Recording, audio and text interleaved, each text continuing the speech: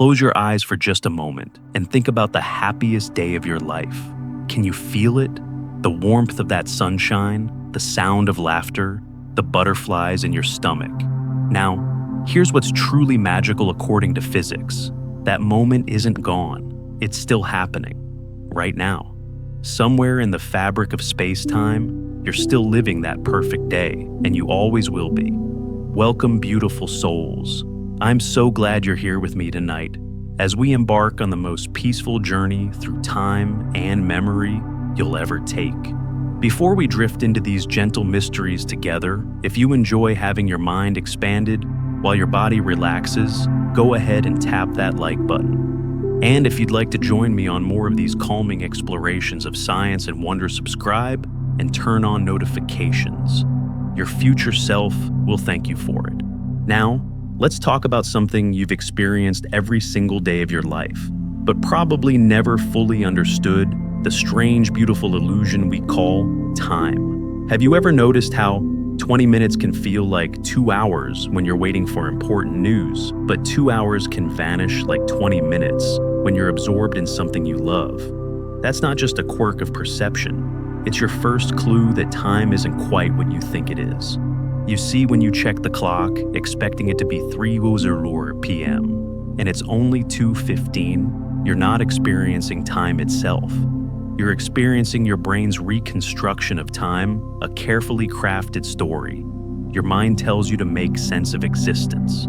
And like all good stories, it's not entirely true. Let me take you back to 1905 to a patent office in Bern, Switzerland, where a young clerk named Albert Einstein had a revolutionary thought that would shatter everything we believed about time. Einstein wasn't in a laboratory. He wasn't surrounded by expensive equipment. He was simply thinking about trains, about what would happen if you could ride alongside a beam of light. And in that quiet moment of imagination, he realized something profound. Time doesn't flow the same way for everyone everywhere. The past, present, and future don't march in a straight line like dominoes falling. They exist simultaneously like pages in a book, all present at once, even though we can only read them one at a time. This is what physicists call block time, or eternalism. And it suggests something almost impossibly beautiful. Every moment you've ever experienced still exists. The universe doesn't have a now that sweeps through time like a searchlight. Instead, all moments are equally real, equally present, existing together in what Einstein called the stubbornly persistent illusion of time's passage. Your first kiss, your childhood bedroom, the moment you're experiencing right now. As you listen to these words, they're all out there in space-time, frozen like insects in amber, permanent and unchanging. But if that's true, why does time feel like it's flowing? Why do we remember yesterday but not tomorrow? Why does the future feel open and uncertain while the past feels fixed and immutable? The answer lies not in the universe, but in you, specifically in the 3 pounds of wrinkled tissue inside your skull that we call the brain. Your brain is a prediction machine, constantly creating a model of reality to help you navigate the world. And part of that model is the experience of time passing. Think of it like a movie. When you watch a film, you see smooth, continuous motion, but the film itself is just a series of still images shown in rapid succession. Your brain fills in, the gaps creates the illusion of movement. Time works the same way. Your consciousness samples reality in discrete moments, then stitches them together into what feels like a continuous flow. There's a fascinating experiment that reveals this beautifully. It's called the stopped clock illusion. And you've probably experienced it yourself. Picture this: you glance at a clock with a second hand. For just a moment, that very first second after you look seems to last longer than the seconds that follow. It's as if time briefly freezes, then resumes its normal pace. Neuroscientists call this chronostasis, and it happens because your brain is recalibrating. When your eyes move what's called a saccade, your visual system briefly shuts down to prevent you from seeing a blurry smear. To compensate, your brain backfills that gap with an image from just after the saccade completes. You experience an extended now that never really happened. Time itself stretches and compresses in your mind. This isn't a flaw in your perception, it's a feature. Your brain evolved to create a stable, predictable experience of time because that helped your ancestors survive. A gazelle doesn't need to understand Einstein's relativity. It needs to know that the rustle in the grass happened a moment ago, and it needs to predict where the lion will be a moment from now. Your sense of time is a tool beautifully crafted by evolution.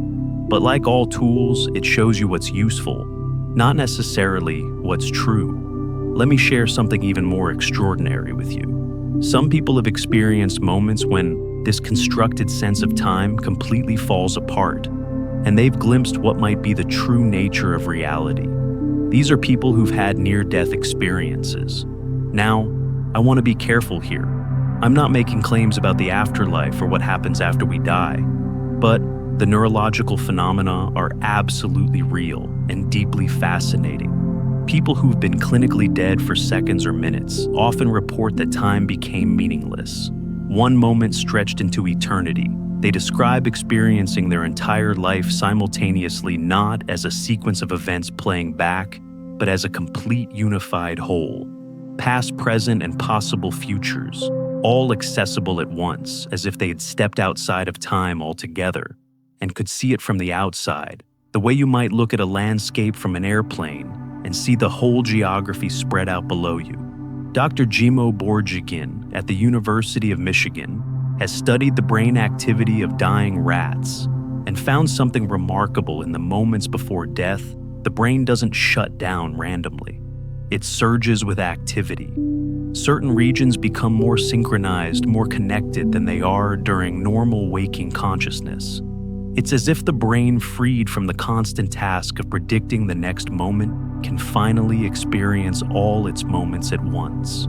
Is this what's really out there beyond the narrow window of conscious experience? A timeless realm where every moment exists simultaneously, and our sense of past and future is just a limitation of our processing power. Like a computer that can only run one program at a time, even though all the code exists together on the hard drive, physics says yes. Neuroscience says yes. But there's something even more comforting in this revelation. If all moments exist simultaneously in the block universe, then nothing is ever truly lost. That perfect summer evening, the sound of your grandmother's voice, the feeling of being 5 years old and completely content, those moments aren't gone. They're still there, still real, still happening in their own eternal present. You can't go back to them in the conventional sense, but they haven't disappeared. They're preserved in the structure of space-time itself, as permanent as the stars. There's a beautiful paradox here that I want you to sit with for a moment. Physics tells us that time is an illusion, that past, present, and future all exist at once. But psychology tells us that our experience of time flowing is what gives life meaning. If we experienced all moments simultaneously, how could we appreciate change, growth, or surprise? How could we savor anticipation or feel the bittersweet ache of nostalgia? The illusion of time's passage is what makes stories possible. It's what makes your life into a narrative with chapters and turning points, rather than just a static painting. So, which is true? Is time real or illusion? The answer, like so many things in quantum physics and consciousness studies, is somehow both. Time is an illusion in the sense that the flow you experience doesn't exist in the fundamental laws of physics. But time is real in the sense that your experience of it shapes everything about your existence. You are a time-bound creature living in a timeless universe, and that tension between physical reality and lived experience is part of what makes consciousness such a profound mystery. Think about your own life for a moment. Right now, in this present moment, you contain multitudes of time. You have memories of the past that you can revisit with startling clarity.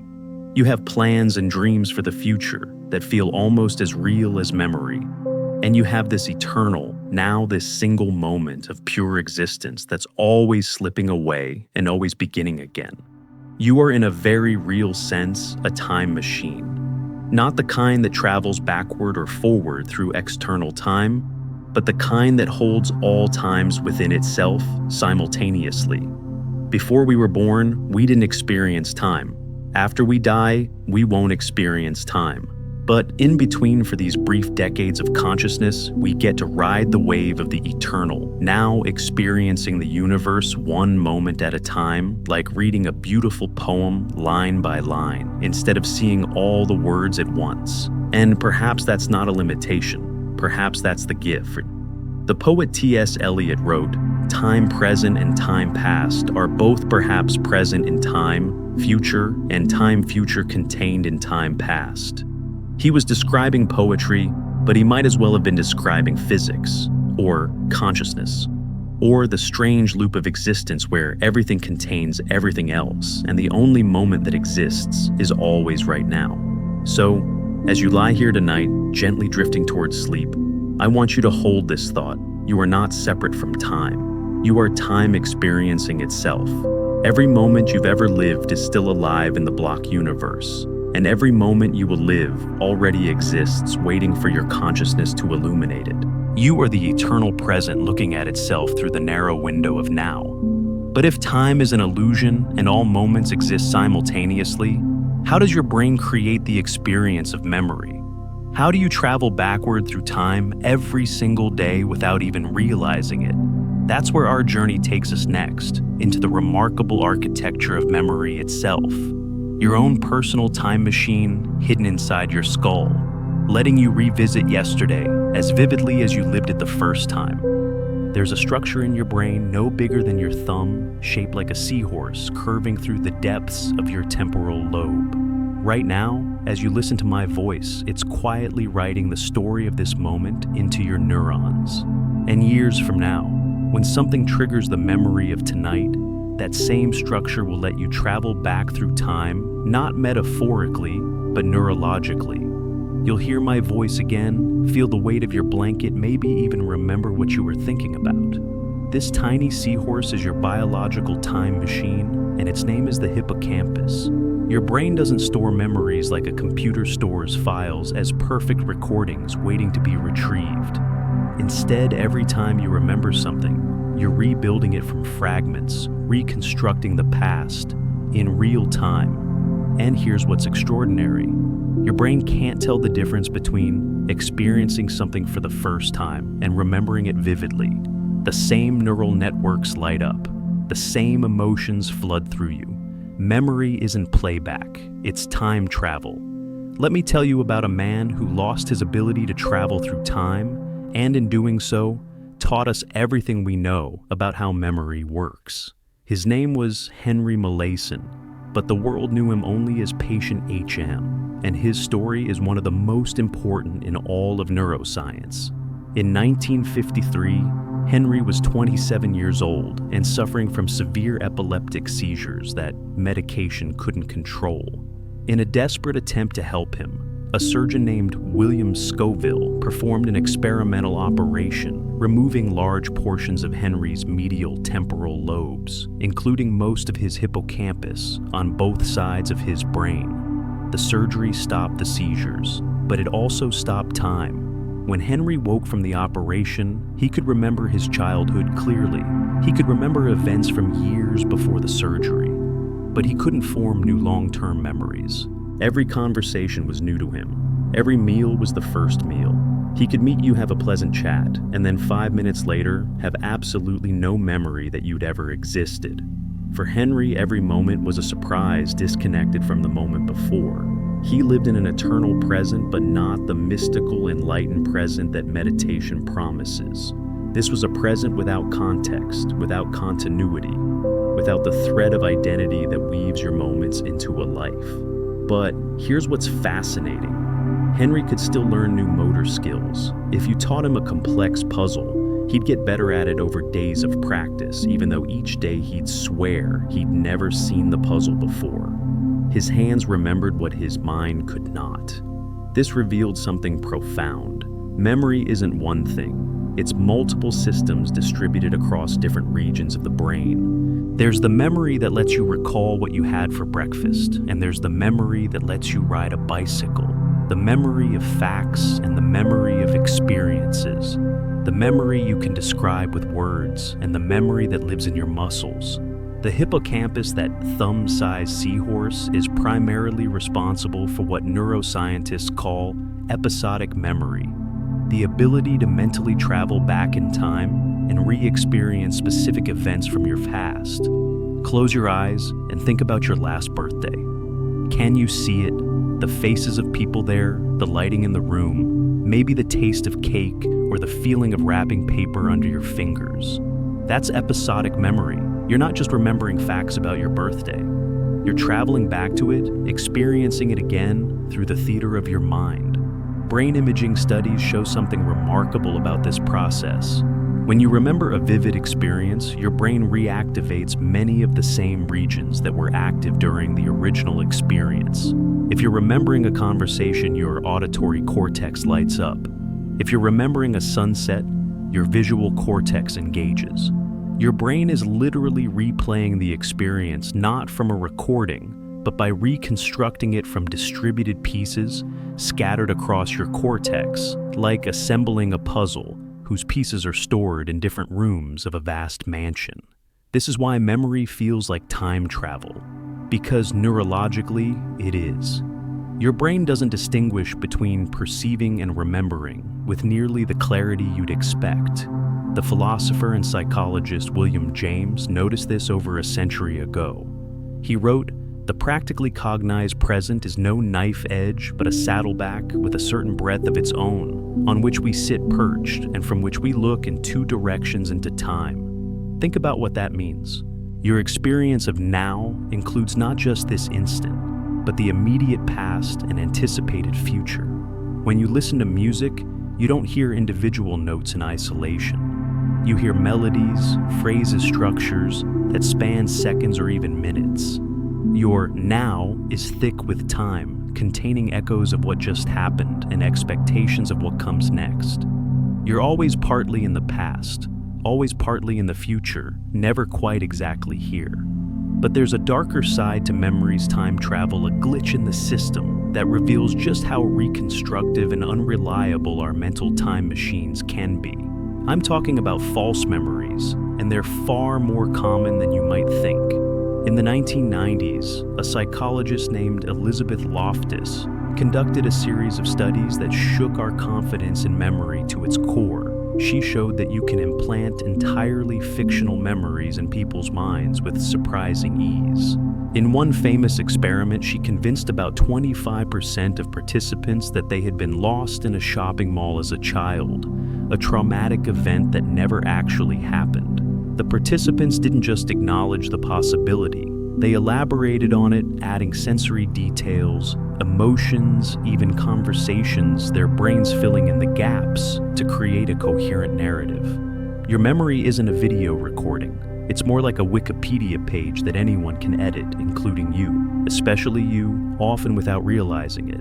Every time you recall a memory, you change it slightly. You incorporate new information, current emotions, things you've learned since. The memory gets saved again in this modified form, and the original is lost forever. You are constantly rewriting your own history, editing your past to make sense of your present. This is how the Mandela effect happens. Thousands of people remember Nelson Mandela dying in prison in the 1980s, even though he actually died in 2013. Thousands remember the Berenstain Bears spelled Berenstein. They remember Darth Vader saying, "Luke, I am your father," when he actually says, "No, I am your father." These aren't random mistakes. They're the result of how memory works, creating plausible narratives from fragments filling in gaps with expectations influenced by what we've heard from others or seen in parodies and references. Your brain is a storyteller, not a stenographer. It prioritizes coherence over accuracy, meaning over detail. And mostly this serves you well. You don't need perfect recall of every moment. You need to understand the gist, extract the lessons, maintain a sense of continuous identity even as you change. But here's where it gets truly strange. Sometimes these reconstructed memories feel more real than actual experiences. Have you ever had a memory that's so vivid, so charged with emotion, that it feels more present than the present itself? Maybe it's a moment of profound beauty or terrible loss. You can return to it in your mind with such clarity that you can smell the air, feel the temperature on your skin, hear every word that was spoken. These are called flashbulb memories, and they seem to be burned into your consciousness with photographic precision. Except they're not. Research shows that flashbulb memories are just as prone to distortion and error as ordinary memories. They just feel more accurate because they're emotionally intense and frequently rehearsed. People who remember exactly where they were when they heard about the September 11th attacks, for instance, often have vivid, detailed memories. But studies that recorded these memories shortly after the event, and then again years later, found significant changes and contradictions. The confidence in the memory remained high, but the accuracy did not. So, what does this mean for our sense of self, for our identity? If your memories are constantly being rewritten, if your past is more fiction than fact, who are you really? Are you the sum of experiences that actually happened, or the sum of stories you tell yourself about what happened? The philosopher Derek Parfit explored this question deeply. He argued that personal identity over time is less like a single thread and more like a rope made of many overlapping fibers. No single fiber runs the whole length, but the rope remains continuous. Your memories, even if individually imperfect, create a psychological continuity that makes you recognizably you. The you of today is connected to the you of 10 years ago through a chain of overlapping memories and personality traits, even if no single memory or trait has remained unchanged. There's something oddly comforting in this. You're not trapped by your past, because your past is always being remade by your present. The painful memories that haunt you can be gently rewritten each time you recall them, especially if you do so in a safe, supported context. This is actually how certain types of therapy work. By repeatedly recalling a traumatic memory in a calm state, you gradually update the emotional coloring attached to it. The memory itself may remain, but its power over you diminishes. You're literally traveling back in time and changing the past, not the events themselves, but your brain's encoding of them. Let me share something even more extraordinary with you. There's a phenomenon that suggests memory and perception might be even more intertwined than we thought. It's called time perception in dreams, particularly in lucid dreams, where you're aware you're dreaming and can sometimes control the narrative. People who have lucid dreams report that time feels different. A dream that seems to last hours might occur in just minutes of real time. Or sometimes the reverse, a brief dream scene can feel like it lasted mere seconds. In a lucid dream, you have access to memories you can think and reason you can make decisions. Your hippocampus is active, consolidating the day's experiences, replaying them in novel combinations. In a very real sense, you're time traveling while you sleep, revisiting the past in scrambled form, and your brain can't quite tell the difference between the dream and waking memory. Some researchers, like the neuroscientist Matthew Walker at UC Berkeley, believe this dream time travel serves a crucial function. During REM sleep, your brain replays memories while dampening the activity of norepinephrine, a stress chemical. This allows you to reprocess emotional experiences without the emotional punch, like watching a movie about your own life, with the volume turned down on the scary parts. You're traveling back through your day, through your life, integrating experiences and making meaning, all while your body lies still and your conscious mind drifts through landscapes of symbol and sensation. When you wake up, you often can't remember most of your dreams, but the processing has happened nonetheless.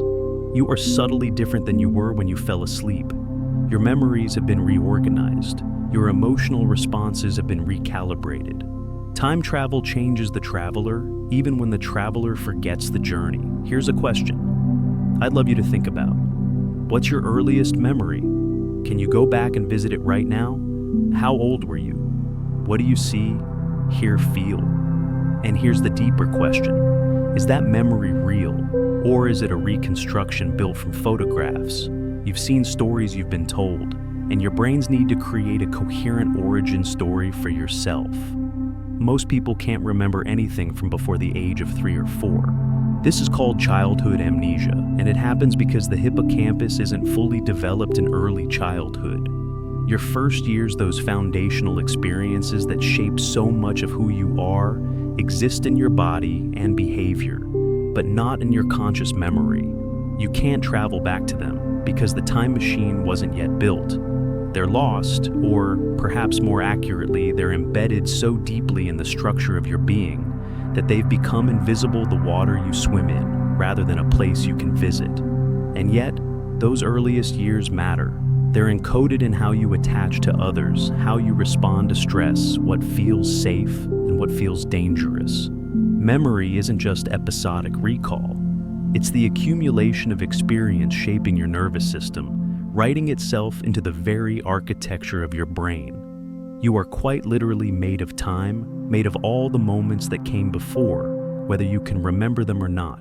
As you drift further into relaxation, now feeling your breath slow and your thoughts begin to wander, consider this every night. When you sleep, you time travel. You revisit the past. In dreams, consolidate memories, integrate experiences. And every morning, when you wake, you reconstruct yourself from those memories, building today's version of you from yesterday's experiences. You are both the time traveler and the journey itself, constantly moving through time while time moves through you. But if memory lets us travel backward through our personal history, physics offers us something even more extraordinary. The ability to travel forward through time, not someday in science fiction, but right now today, in ways that are measurably real and happening all around us. Right now, as you rest here listening to my voice, pilots are flying 37,000 feet above your head, and they are traveling into the future, not metaphorically, not eventually, right now. When they land, their watches will be measurably, demonstrably ahead of the clocks on the ground. They will have aged slightly less than you have during their flight. They are time travelers, and so are you. In fact, you're traveling through time at different rates than everyone around you, right this moment, depending on how fast you're moving and how close you are to massive objects. Time isn't universal, it's personal. Picture yourself standing on a train platform in 1905. A train rushes past you at tremendous speed. On that train, someone strikes a match. From their perspective, the flame rises straight up. But from your perspective on the platform, the flame traces a diagonal path through space because the train is moving. Same flame, same match. Two completely different truths, both equally valid. This thought experiment, this simple observation about motion and perspective, was the seed from which Einstein's theory of special relativity grew. And hidden in that seed was the most extraordinary revelation: time itself is relative. Your now is not the same as someone else's now, and the faster you move relative to each other, the more your nows drift apart. This isn't philosophy or speculation. This is measured, verified, absolutely confirmed reality. And the implications are so profound, so contrary to our everyday experience, that even now, more than a century after Einstein published his theory, most people don't truly understand that time travel isn't science fiction. It's happening all around us all the time. Let me tell you about the most famous thought experiment in physics. It's called the twin paradox, and it goes like this. Imagine two twins, both 20 years old. One twin stays on Earth. The other boards a spacecraft that can travel at 90% the speed of light. The traveling twin journeys to a star system 10 light years away, then turns around and comes home. From Earth's perspective, the round trip takes just over 22 years. When the traveling twin returns, her earthbound sister is now 42 years old. But the traveling twin, the one who made the journey, she's only aged about 30 months. She's barely 22 years old. She has traveled nearly 20 years into Earth's future. This isn't a trick. This isn't a paradox in the sense of a logical contradiction. This is simply what time does when you move through space at relativistic speeds. Time slows down for the moving observer, a phenomenon called time dilation. The faster you go, the slower your clock ticks relative to someone standing still. At 90%, The speed of light time moves at less than half speed for you compared to someone stationary. At 99% light speed, your clock runs at about 1/7 the rate. And if you could somehow reach exactly the speed of light, which is impossible for anything, with mass time would stop completely. You would be frozen in a single eternal moment while the rest of the universe aged around you. Now I know what you're thinking. This sounds impossible. Surely we don't move fast enough in our daily lives for this to matter. And you're right, we don't.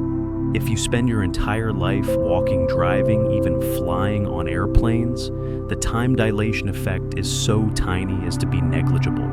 But negligible doesn't mean zero. And with precise enough instruments, we can measure it. In 1971, physicists Joseph Hafele and Richard Keating did exactly that. They took 4 cesium atomic clocks, the most precise timekeepers available at the time, and flew them around the world on commercial airlines, first eastward with the Earth's rotation, then westward against it. When they compared these clocks to identical clocks that had remained at the United States Naval Observatory, they found something extraordinary. The clocks disagreed. The clocks that had flown eastward in the direction of Earth's rotation were slightly behind. The clocks that had flown westward were slightly ahead. The differences were measured in nanoseconds, billionths of a second, but they were real, measurable, and precisely in line with Einstein's predictions. The pilots on those flights had time traveled. They had experienced slightly less time than the people on the ground. And this hasn't stopped. Every commercial pilot, every astronaut, everyone who flies regularly is constantly making tiny jumps into the future. The effect is so small that it doesn't matter to their daily lives, but it's absolutely real. If you've ever been on an airplane, you've time traveled too. But there's an even more dramatic example, one that most people carry in their pockets without realizing it. I'm talking about GPS satellites, the ones that tell your phone exactly where you are on Earth's surface.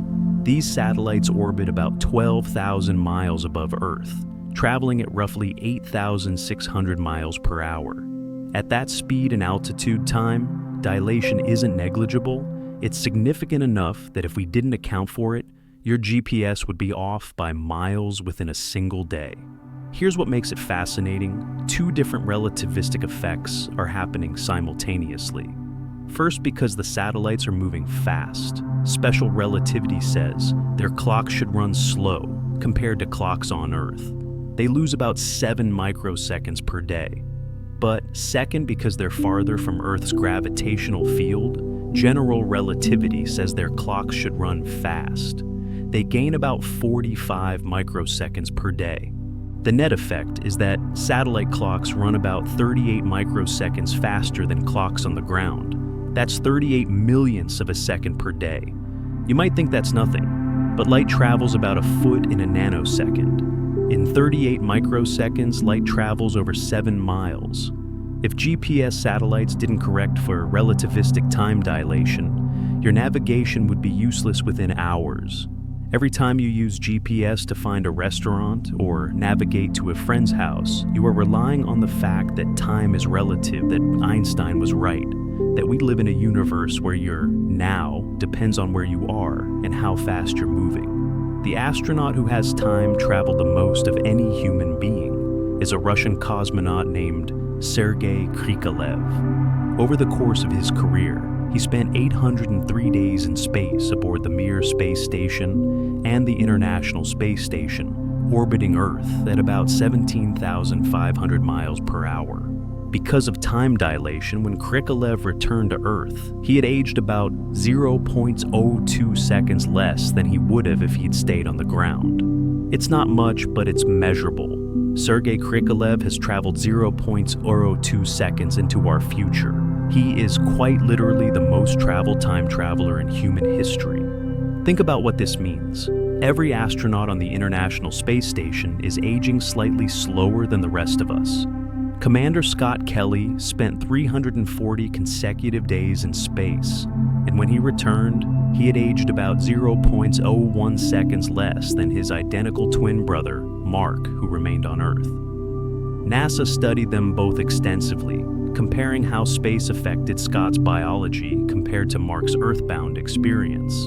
And part of what they were studying, whether they emphasized it or not, was the biological effect of time travel. But there's an even stranger aspect to time dilation one that's harder to wrap your mind around. It's not just that time slows down for the moving person, it's that simultaneity itself breaks down. Events that happen at the same time from one perspective happen at different times from another perspective. Imagine you're on that train again, moving at relativistic speeds. A bolt of lightning strikes the front of the train, and another bolt strikes the rear, both at exactly the same moment, according to someone standing on the platform. But to you, riding in the middle of the train, the light from the front strike reaches you before the light from the rear strike because you're moving toward one and away from the other. From your perspective, the strikes didn't happen simultaneously. They happened at different times. And your perspective is just as valid as the platform observers. There is no absolute answer to whether the strikes were simultaneous.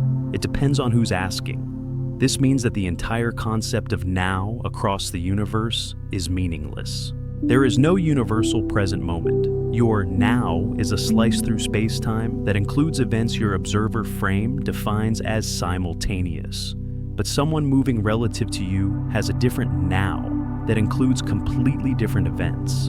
In a very real sense, we each inhabit our own private timeline. And these timelines only match up closely when we're moving at similar speeds and experiencing similar gravitational fields. But gravity makes things even stranger.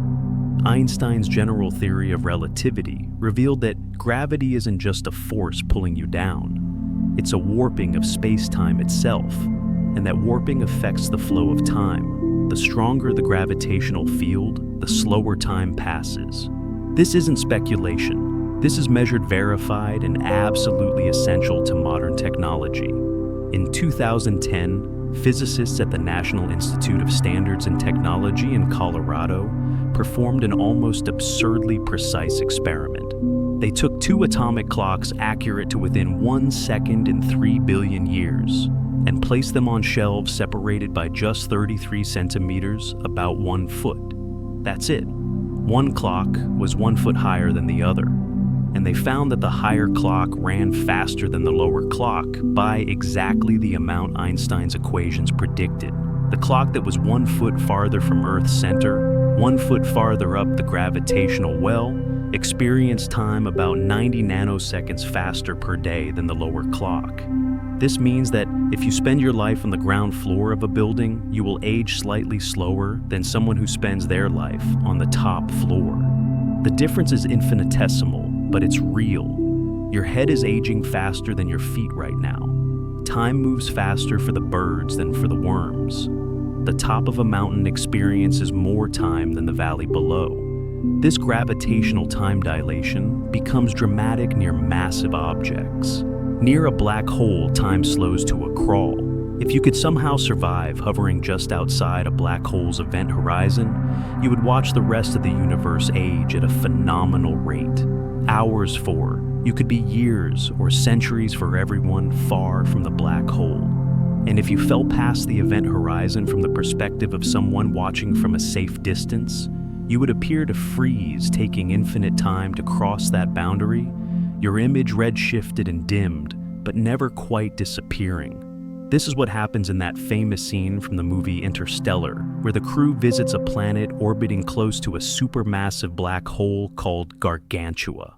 They spend just a few hours on the planet's surface, but because of extreme gravitational time dilation, 23 years pass for their colleague waiting in orbit farther from the black hole. When they return to the ship, he's an old man. They have time traveled into his future, not by moving fast, but by being deep in a gravitational well where time itself runs slower. The physics in that scene is remarkably accurate, by the way. The film's scientific consultant was Kip Thorne, one of the world's leading experts on general relativity and black holes, and he insisted that the time dilation be calculated correctly.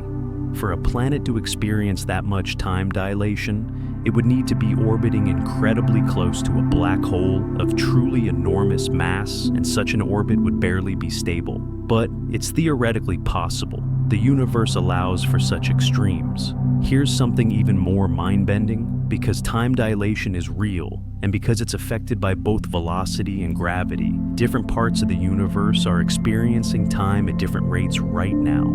A planet orbiting close to a neutron star is living through time much slower than we are. A galaxy flying away from us at a significant fraction of light speed has a different now than we do. The universe doesn't have a synchronized cosmic clock. Every location, every trajectory through space has its own local time, and these times only approximately match up in our gentle corner of the cosmos, where velocities are low and gravitational fields are weak. This raises a beautiful philosophical question. If everyone experiences time differently, if simultaneity is relative, if now depends on where you are and how you're moving, then what does it even mean to say that something is happening right now on a distant planet?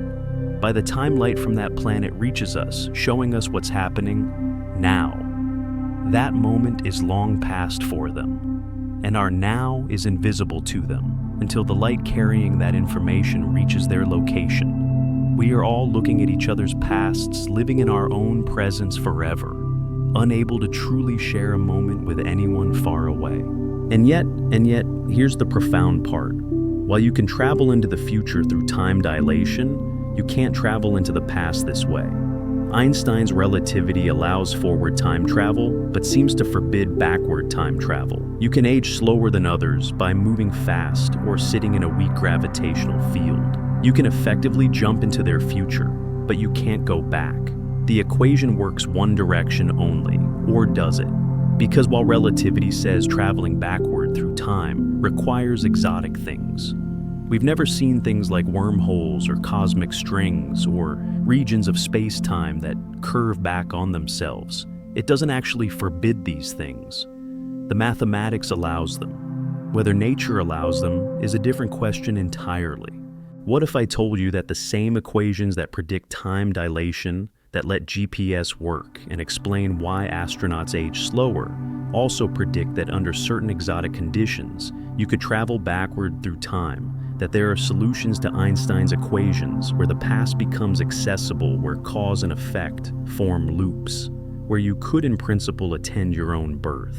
These solutions exist on paper.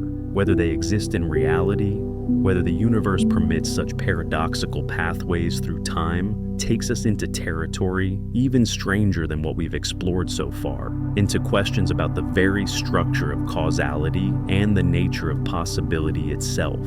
Imagine you build a time machine and travel back to 1920. You meet your grandfather as a young man before he's met your grandmother. And then, in a moment of cosmic clumsiness, you accidentally prevent him from ever meeting her. You've just erased yourself from existence. But if you were never born, you couldn't have traveled back in time to prevent your grandparents from meeting. So, you were born. So, you did travel back. So, you did prevent the meeting. So, you weren't born. The universe stutters, caught in an infinite loop of contradiction. This is the grandfather paradox, and it's not just a puzzle for science fiction writers. It's a genuine problem that reveals something profound about the nature of time, causality, and what might be possible in our universe. Now, before your mind ties itself into knots worrying about temporal paradoxes, take a deep breath with me. Because here's what's beautiful about these impossibilities they might be teaching us. That the universe has guardrails built in elegant rules that prevent causality from breaking down. The fact that we can imagine paradoxes doesn't mean they can happen. And exploring why they can happen reveals the hidden architecture of reality itself. The grandfather paradox is the most famous temporal paradox, but it's just one member of a whole family of logical contradictions that arise from backward time travel. Let me share another one with you, something called the bootstrap paradox. And this one is even stranger because nothing needs to be destroyed. Something simply exists without ever being created. Here's how it works.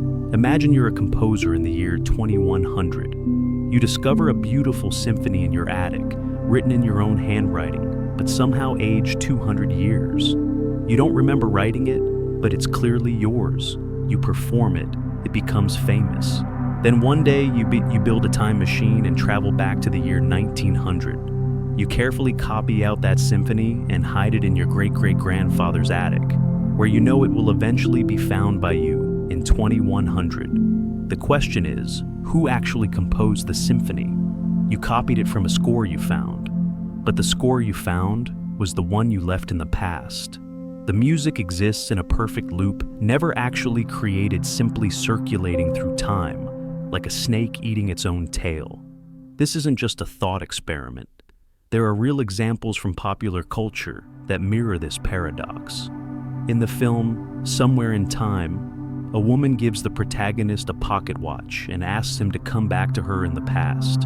He travels back, falls in love with her, and gives her the pocket watch before returning to his own time. The watch exists in a closed loop, never manufactured, never purchased, simply existing. The bootstrap paradox bothers physicists because it seems to violate the principle of causality, the idea that every effect has a cause. Information or matter appears from nowhere, uncaused, existing, only because it will exist a perfect circular dependency with no origin point. It's like a book that writes itself, a painting that paints itself, an idea that thinks itself into being. So, how does the universe handle these paradoxes? One possibility is disturbingly simple. It doesn't need to, because backward time travel is simply impossible. The laws of physics might appear to allow it mathematically, but perhaps there are deeper principles we don't yet understand that forbid it absolutely. Just as you can write down an equation for velocities faster than light, but nature says no, perhaps nature also says no, to closed time-like curves, paths through space-time that loop back on themselves. But there's another possibility, one that's more elegant and perhaps more comforting. It's called the Novikov self-consistency principle, named after Russian physicist Igor Novikov, who proposed it in the 1980s. The principle states this: if time travel to the past is possible, then the timeline is self-consistent. Events must arrange themselves such that paradoxes cannot occur. The universe, in effect, protects itself from contradiction. Under the Novikov principle, you could travel back in time with the intention of killing your grandfather, but something would always prevent you from succeeding. Your gun would jam. You'd trip at the crucial moment. You'd discover that the man you thought was your grandfather actually wasn't. The universe would conspire through entirely natural and physical means to preserve causality, not because there's a cosmic referee enforcing the rules, but because the timeline is a self-consistent solution to the equations of physics. And inconsistent solutions simply don't exist in reality, just as a square circle doesn't exist.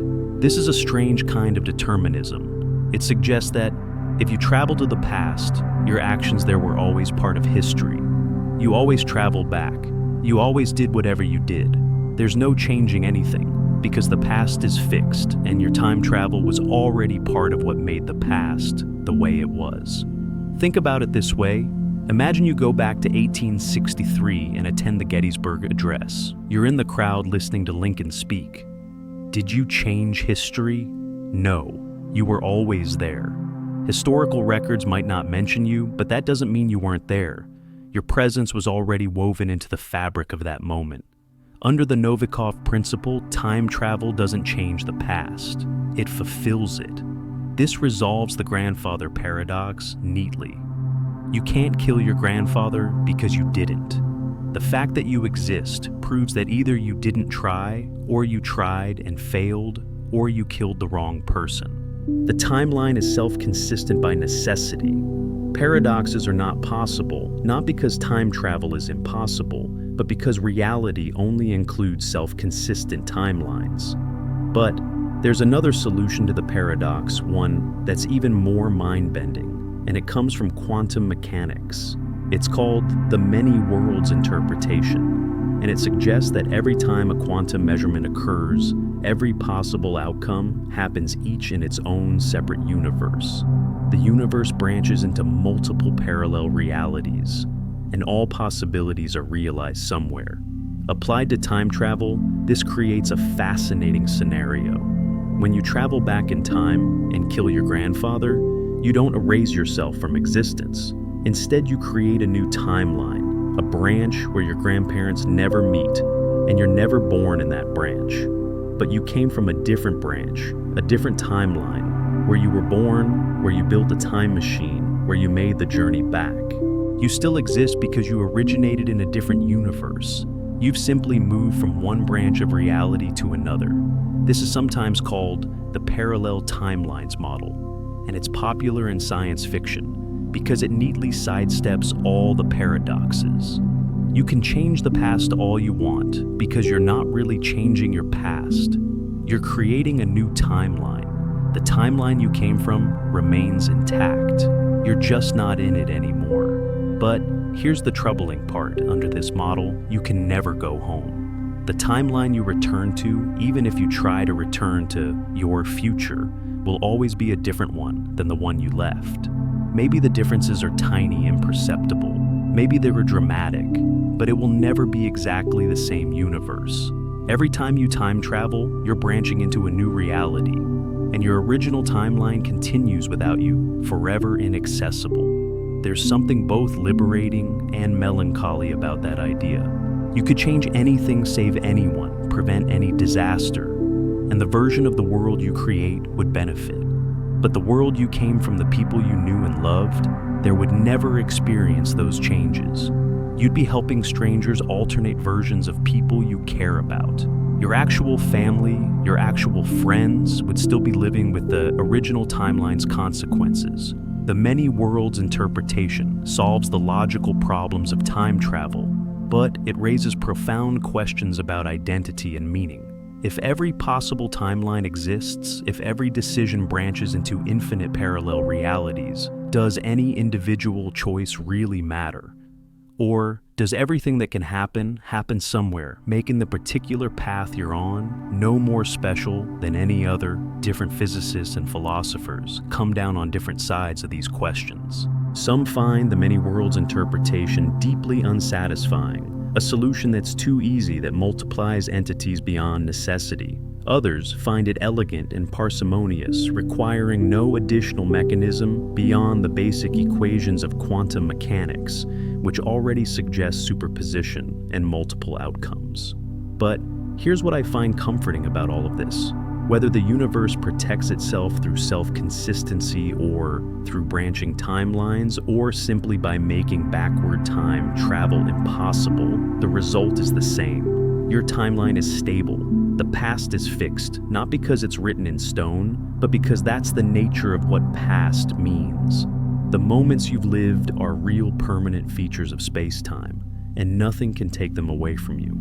Let me share something that helped me make peace with these paradoxes. There's a concept in philosophy called temporal parts. The idea that you're not a three-dimensional object moving through time, but a four-dimensional object that extends through time just as it extends through space. Your past self, your present self, and your future self are all equally real parts of the complete four-dimensional you.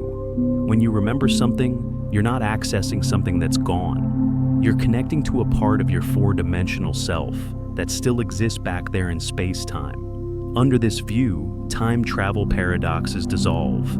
You can't kill your grandfather because your grandfather, as a four-dimensional object, extends from his birth to his death, and that structure is fixed.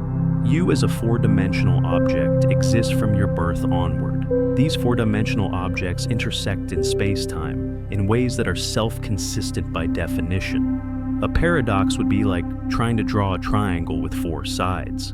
It's not that something prevents you. It's that the concept itself is incoherent. This is the deep message hidden in the paradoxes.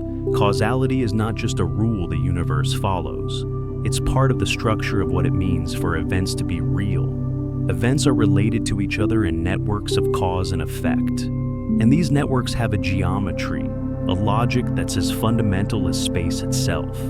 Backward time travel, if it's possible at all, must respect this geometry. You can't draw an impossible shape anymore, then you can create an impossible history. Have you ever noticed how satisfying a good time travel story is when it respects causality? When everything clicks into place and you realize that what seemed like the protagonist changing the past was actually the protagonist creating the past. They came from stories like 12 Monkeys or Arrival that embrace causal loops and self-consistency have a strange beauty to them. They feel true in a way that stories where the past gets freely rewritten often don't. Maybe that's because our intuition, formed by living in a universe with reliable causality, recognizes when a story is respecting the deep rules. There's one more paradox I want to share with you, and this one might be the strangest of all. It's called the predestination paradox. And it asks, if you travel back in time, knowing what will happen, can you change it? According to the self-consistency principle, no. If you know it happened, then it happened, and your knowledge of it is part of what makes it happen. You become an agent of fate, unable to deviate from the script, because your deviation was already part of the script. This raises a troubling question about free will. If you travel to the past with knowledge of the future, and that future includes your actions, then in what sense are your actions free?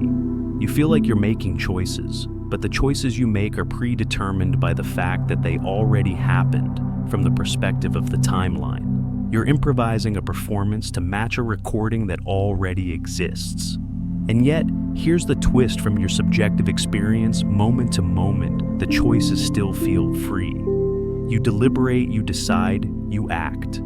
The fact that your choices are self-consistent with a predetermined timeline doesn't change the phenomenology of choosing. In a deterministic universe, this is always true, whether time travel is involved or not. Your choices today are in principle predictable from the state of the universe yesterday, but they don't feel predetermined. You still have the experience of agency of being the author of your actions. The paradoxes of time travel are really just extreme versions of questions we face anyway, about determinism, free will, and the nature of causality. Time travel brings these questions into sharp relief, makes them impossible to ignore. And in doing so, it reveals something beautiful: that the universe has a coherence, a logic, a self-consistency that runs deeper than any particular event. Reality hangs together. Causality is preserved. The story makes sense even when it seems to loop back on itself. As you rest here, letting these ideas wash over you, consider this. You are already living through a kind of predestination paradox. Your memories of the past constrain your experience of the present. You can't unremember what you've learned. You can't unknow what you know. And that knowledge shapes your choices, which become part of history, which someone in the future might remember, which might constrain their choices. We are all caught in the web of causality, each of us both free and bound, choosing and chosen, writing the story, and discovering it's already written. But if the logic of time and causality creates these elegant guardrails, preventing paradox, the universe still harbors mysteries that push the boundaries of what we think is possible. Places where the quantum world and the relativistic world collide in ways that challenge our deepest assumptions about memory, time, and the nature of reality itself. Two particles are created together, then separated by the width of a galaxy. You measure one particle, and instantly faster than light could travel between them. The other particle knows what happened to its twin. It responds, it changes, it remembers. This phenomenon, which Einstein called spooky action at a distance, isn't science fiction. It's quantum entanglement, and it's been verified in thousands of experiments. But here's what keeps physicists awake at night: if particles can share information across vast distances instantaneously, if they can maintain a connection that transcends space itself, what does that mean for time? Can particles remember their future? Can they influence their past? And most mysteriously of all, could the quantum strangeness that governs the atomic realm also be operating in your brain, giving rise to consciousness intuition and those eerie moments when you somehow know something you couldn't possibly know? The quantum world operates by rules so strange that even the physicists who work with these phenomena every day admit they don't truly understand them. They can predict what will happen with extraordinary precision, but why it happens, what it means remains deeply mysterious. And at the heart of this mystery is a question about memory, about whether the universe itself might have ways of remembering and knowing that transcend our classical understanding of cause and effect. Let me start with something called quantum entanglement, and I want to explain it in a way that captures both its strangeness and its verified reality. When two particles interact in certain ways, they become entangled. Their properties become correlated in a way that persists no matter how far apart they travel. If you measure one particle and find it spinning clockwise, you instantly know its entangled partner is spinning counterclockwise, even if that partner is on the other side of the universe. The measurement of one particle doesn't just reveal information about the other. It somehow affects the other, collapsing its quantum state at the same instant. Einstein hated this. He thought it suggested that quantum mechanics was incomplete, that there must be hidden variables, secret information carried by the particles that determines their properties all along. In 1935, along with Boris Podolsky and Nathan Rosen, he published a famous paper arguing that either quantum mechanics was wrong or it implied faster-than-light communication, which relativity forbids. This became known as the EPR paradox. For decades, this remained a philosophical debate. But in 1964, physicist John Bell figured out a way to test it experimentally. He derived inequalities mathematical relationships that hidden variable theories must satisfy. And starting in the 1970s, experimenters like Alain Aspect began performing these tests with increasingly sophisticated equipment. The results were unambiguous. Bell's inequalities are violated. Nature does not have hidden variables. The entanglement is real, instantaneous, and genuinely non-local. What does this mean? It means that in some sense, entangled particles remain connected across space, forming a unified quantum system, even when separated by cosmic distances. They don't communicate in the usual sense. Nothing travels from one to the other. Rather, they share a quantum state that can't be described by talking about each particle individually. They are in a very real sense one thing in two places, and measuring one provides information about the whole system instantly. Now here's where it gets relevant to memory and time. If particles can maintain correlations across space, what about correlations across time? Can a particle be entangled not with another particle in a different location, but with itself at a different time? Can measurement in the present affect what was true in the past? In 1978, physicist John Wheeler proposed a thought experiment called the delayed choice experiment, and it's one of the strangest things I've ever encountered. Here's how it works. You send a single photon, a particle of light, toward a device called a beam splitter, which gives the photon a 50-50 chance of taking one path or another. At the end of each path, you can place either a detector that shows which path the photon took, or you can recombine the paths with another beam splitter that creates an interference pattern, which only makes sense if the photon somehow took both paths simultaneously. The weird part? You can wait until after the photon has already passed the first beam splitter to decide which measurement to make. You can choose whether to measure which path or to measure interference after the photon is already committed to its journey, and the photon behaves accordingly. If you choose to measure which path, the photon acts like a particle that took one path or the other. If you choose to measure interference, the photon acts like a wave that took both paths. It's as if the photon's past behavior, which path it took, depends on what you decide to measure in the future. The particle seems to know what measurement awaits it and adjusts its history accordingly. Wheeler imagined an extreme version where the photon travels for billions of years, where the choice of measurement is made billions of years after the photon began its journey. Does the photon's behavior billions of years ago depend on what we decide to measure today? This experiment has been performed, and the results match quantum mechanics predictions perfectly. In 2007, a team led by Alain Aspect performed a version where the choice of which measurement to make was determined by a quantum random number generator after the photon had already entered the apparatus. The photon still behaved according to whichever measurement was chosen, as if its past knew the future. This is sometimes called retrocausality, the idea that effects can precede their causes in the quantum realm. But that's probably not quite right.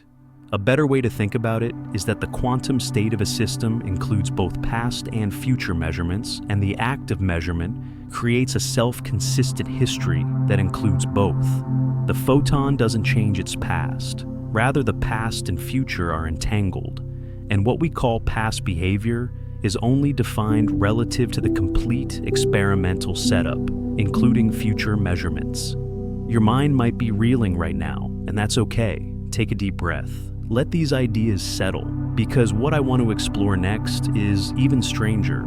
The possibility that quantum effects like these might be operating in your brain, giving rise to consciousness itself. There's a controversial theory proposed by mathematical physicist Roger Penrose and anesthesiologist Stuart Hameroff called orchestrated objective reduction, or ORCH-OR for short. It suggests that consciousness arises from quantum computations in structures inside neurons called microtubules. These are tiny protein scaffolds that help maintain cell structure, and Penrose and Hameroff argue that they're also quantum computers maintaining quantum coherence and performing calculations that couldn't be done by classical neural networks alone. Most neuroscientists are deeply skeptical of this theory. The brain is warm, wet, and noisy, exactly the kind of environment where quantum coherence should collapse almost instantly. Quantum effects require isolation and extreme cold to persist for any meaningful time. How could delicate quantum states survive in the messy biological soup of a living brain? But recent research has found quantum effects persisting in surprisingly warm and chaotic biological systems. Photosynthesis, for instance, appears to use quantum coherence to transfer energy with remarkable efficiency. Birds may use quantum entanglement in their eyes to sense Earth's magnetic field for navigation. Life, it turns out, might be quantum in ways we're only beginning to understand. If quantum processes do play a role in consciousness, it would explain some of the mysteries that have puzzled philosophers and neuroscientists for centuries. How do separate neural processes bind together into unified conscious experience? How does subjective awareness arise from objective matter? How do we have the experience of free will in a deterministic universe? Penrose argues that quantum measurement, the collapse of the wave function, is the only truly non-deterministic process in physics, the only place where genuinely new information enters the universe. If consciousness involves quantum measurement, if your moment-to-moment experience includes the collapse of quantum superpositions in your brain, then you genuinely have agency. Your choices aren't just the inevitable unwinding of prior causes. They're quantum events fundamentally unpredictable, genuinely free. Whether this theory is correct remains hotly debated, but what's beautiful about it is how it connects consciousness to the deepest mysteries of physics.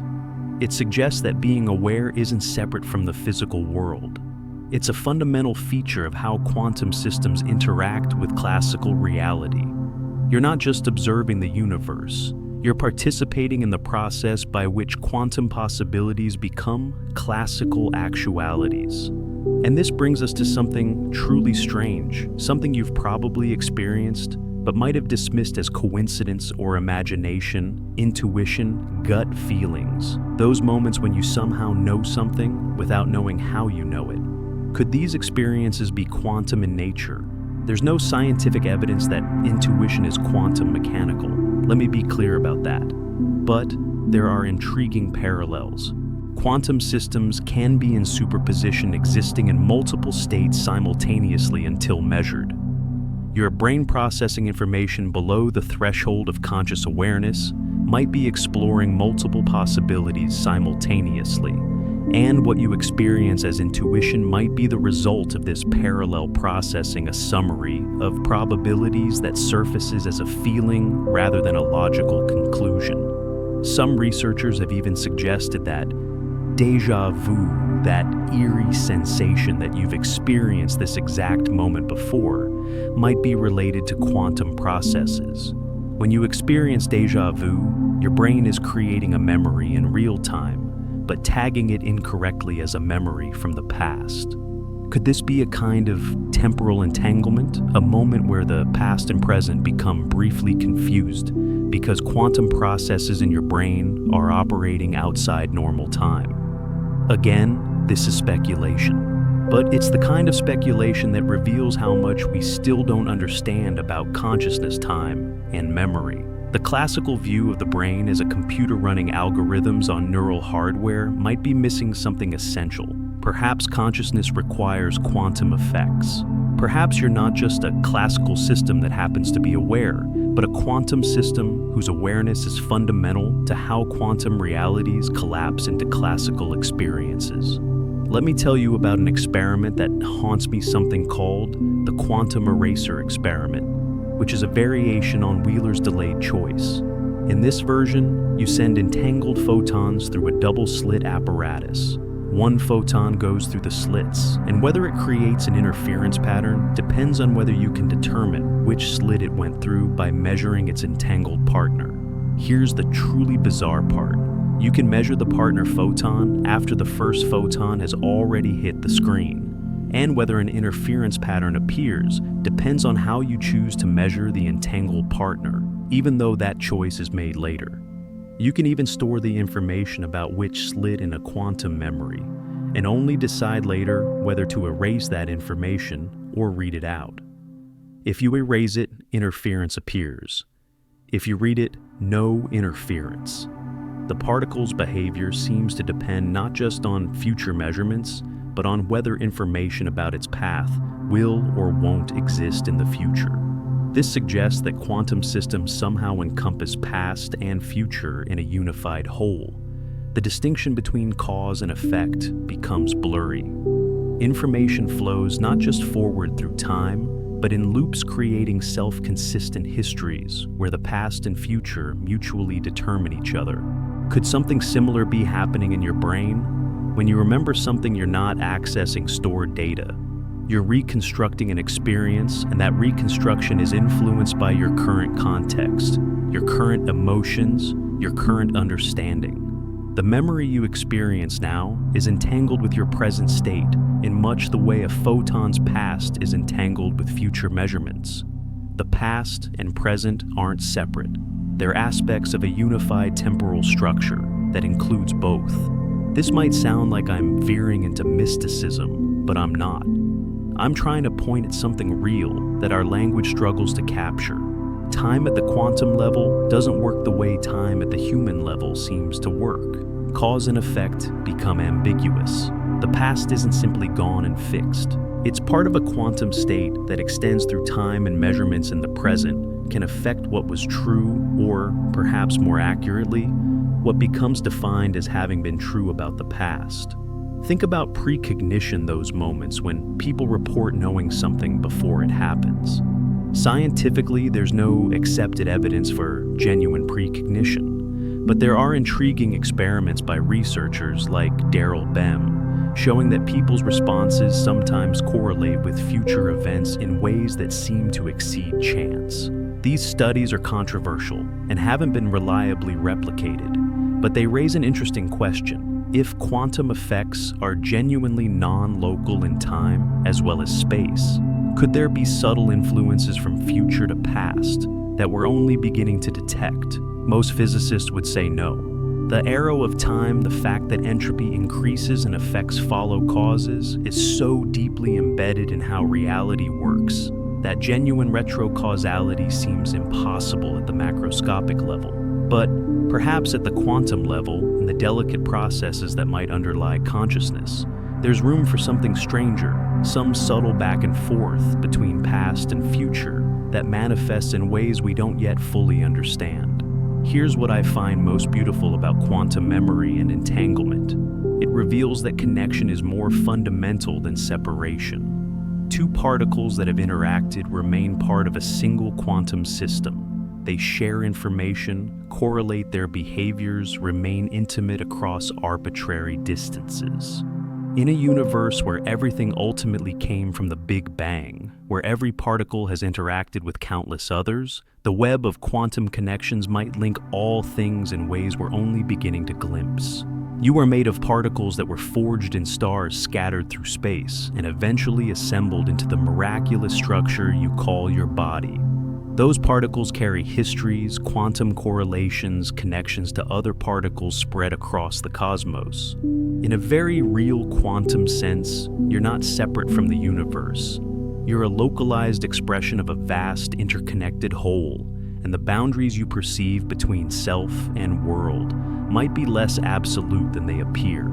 As you rest here, feeling your body relaxing, your mind drifting, consider that the distinction between your inner world and the outer world might be less clear than classical physics suggests. If quantum effects are part of how your brain works, then your consciousness is directly participating in the same processes that govern stars and atoms. You're not just in the universe, you're made of the universe's ability to know itself. While quantum effects suggest particles can maintain mysterious connections across vast distances, Einstein's general relativity reveals that space itself can curve and fold in ways that might create even more dramatic shortcuts through the cosmos, pathways that could turn the universe into a time traveler's paradise, if only we could figure out how to open the doors. Fold a piece of paper in half. Draw a dot on one edge and another dot on the opposite edge. The journey between them following the paper's surface is long, but now push a pencil through both dots, piercing the folded paper. Suddenly, the 2 points are connected by a shortcut that bypasses the surface entirely. This is a wormhole, a tunnel through space-time itself, and Einstein's equations say they're mathematically possible. They might exist right now, connecting distant regions of the universe, linking different moments in time, creating pathways where you could step through a doorway and emerge not just somewhere else, but someone else. The universe might be riddled with shortcuts through space and time, and the only question is whether nature allows us to use them. Wormholes have captured human imagination for nearly a century, appearing in countless science fiction stories as convenient plot devices for traveling across the galaxy or visiting the past. But what most people don't realize is that wormholes aren't pure fantasy. They emerge naturally from Einstein's general relativity, the same theory that accurately predicts gravitational waves, black holes, and the orbit of Mercury. The equations allow them, the mathematics is sound, and yet we've never seen one, never detected one, never found any evidence they exist outside the realm of theoretical possibility. Let me tell you the story of how wormholes entered physics, because it's a fascinating journey that reveals how science sometimes stumbles onto ideas that are stranger than fiction. In 1935, Albert Einstein and his colleague Nathan Rosen were studying the mathematics of black holes, though they didn't call them that yet. They found something curious. The equations describing a black hole's geometry didn't just describe a one-way trap where matter falls in and never escapes. They also described a structure connecting two regions of space-time through a kind of tunnel. This became known as an Einstein-Rosen bridge, and for decades it remained a mathematical curiosity. The problem was that this original type of wormhole was unstable and non-traversable. It would collapse faster than light could cross through it. Any matter trying to make the journey would be crushed to infinite density at the wormhole's throat, the narrowest part of the tunnel connecting the two mouths. It was a shortcut that couldn't be taken, a door that slammed shut as soon as you approached it. But in the 1980s, physicist Kip Thorne at Caltech began thinking seriously about whether there might be ways to hold a wormhole open to stabilize it, enough that something, maybe even a person, could pass through safely. This wasn't idle speculation. Thorne was working with Carl Sagan, who was writing a science fiction novel called Contact, and wanted a scientifically plausible way for his protagonist to travel to distant stars. Thorne realized that if you filled a wormhole with something called exotic matter with negative energy density, you might be able to keep it open. Now, negative energy sounds like nonsense, like negative temperature or negative color. How can energy be less than nothing? But quantum mechanics provides a way. In the vacuum of space, particle-antiparticle pairs are constantly popping into existence and annihilating each other. This quantum fluctuation creates what's called vacuum energy, and through an effect called the Casimir effect, you can create regions where the vacuum energy is slightly less than the vacuum energy elsewhere. It's not negative in an absolute sense, but it's negative relative to normal space, and that's what matters. The Casimir effect is real and measurable. If you place two conducting plates very close together in a vacuum, they will attract each other because the quantum fluctuations between the plates are restricted compared to the fluctuations outside. The space between the plates has less energy than the space around them, creating a kind of negative pressure that pushes the plates together.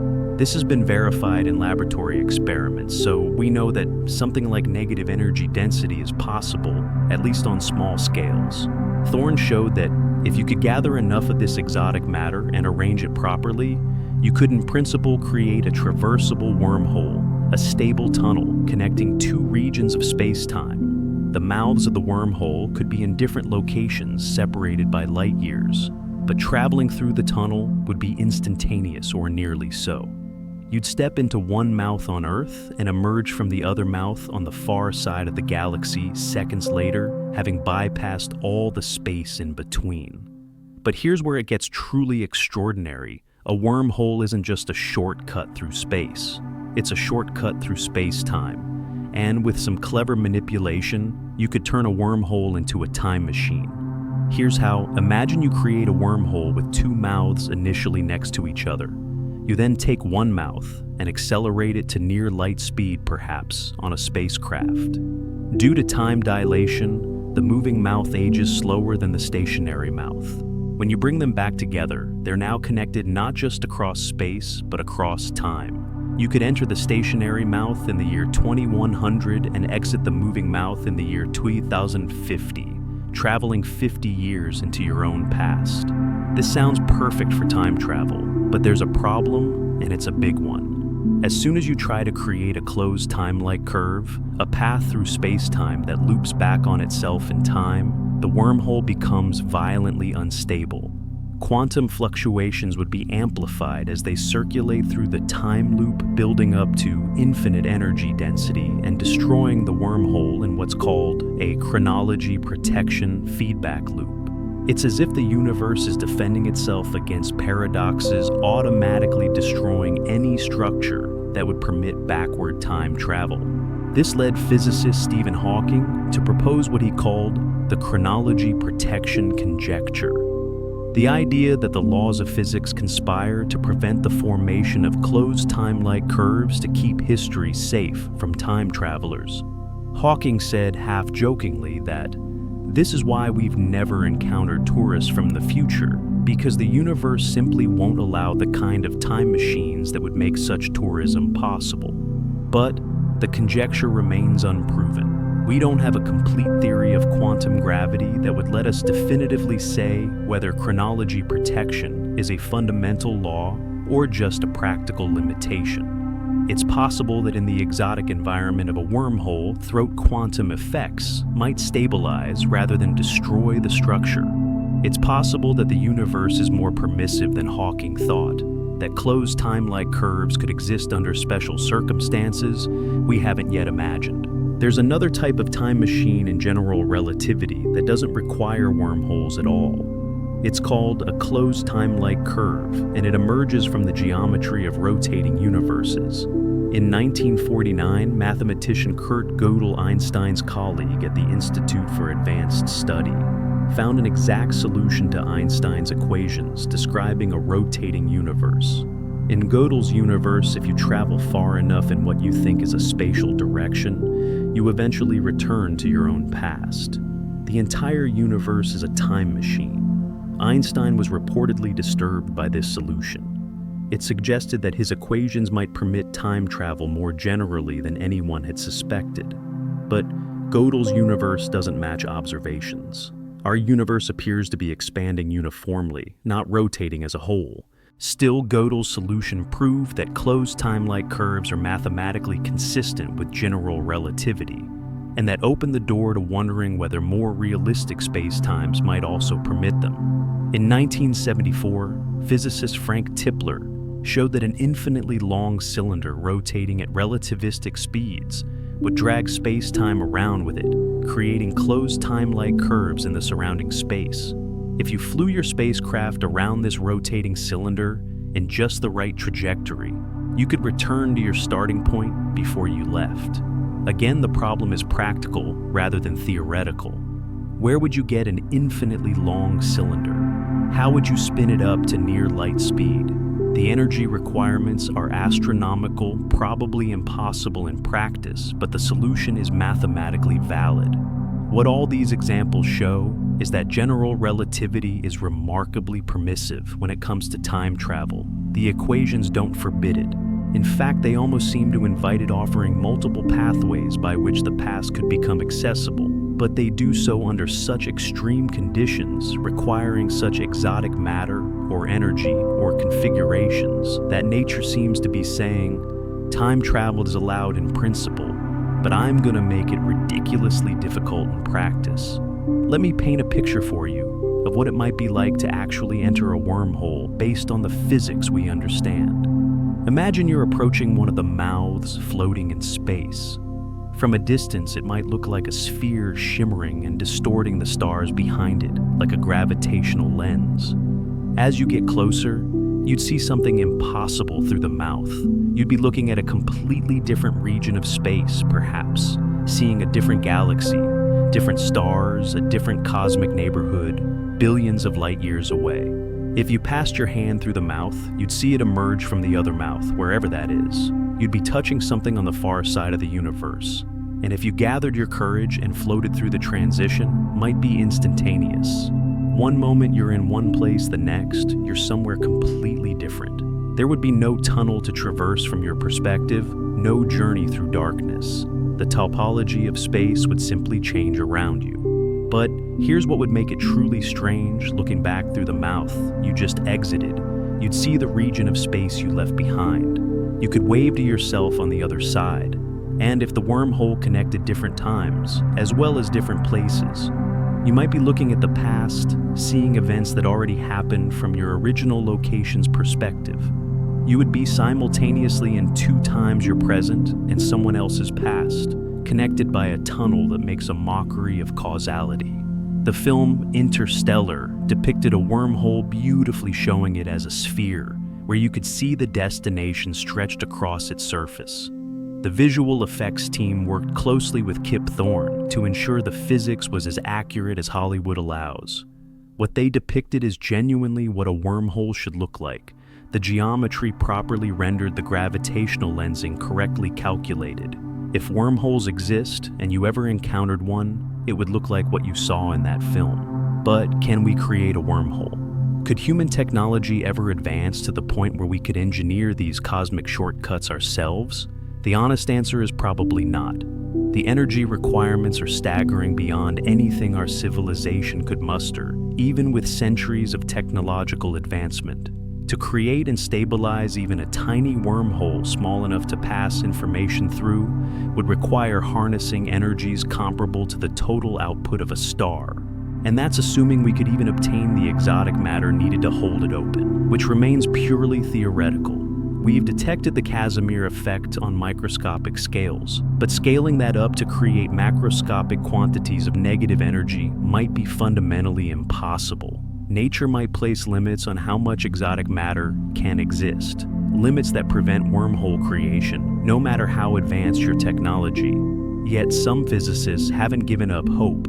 There are speculative ideas about using quantum effects or higher dimensional physics to reduce the energy requirements to find loopholes in what seems impossible.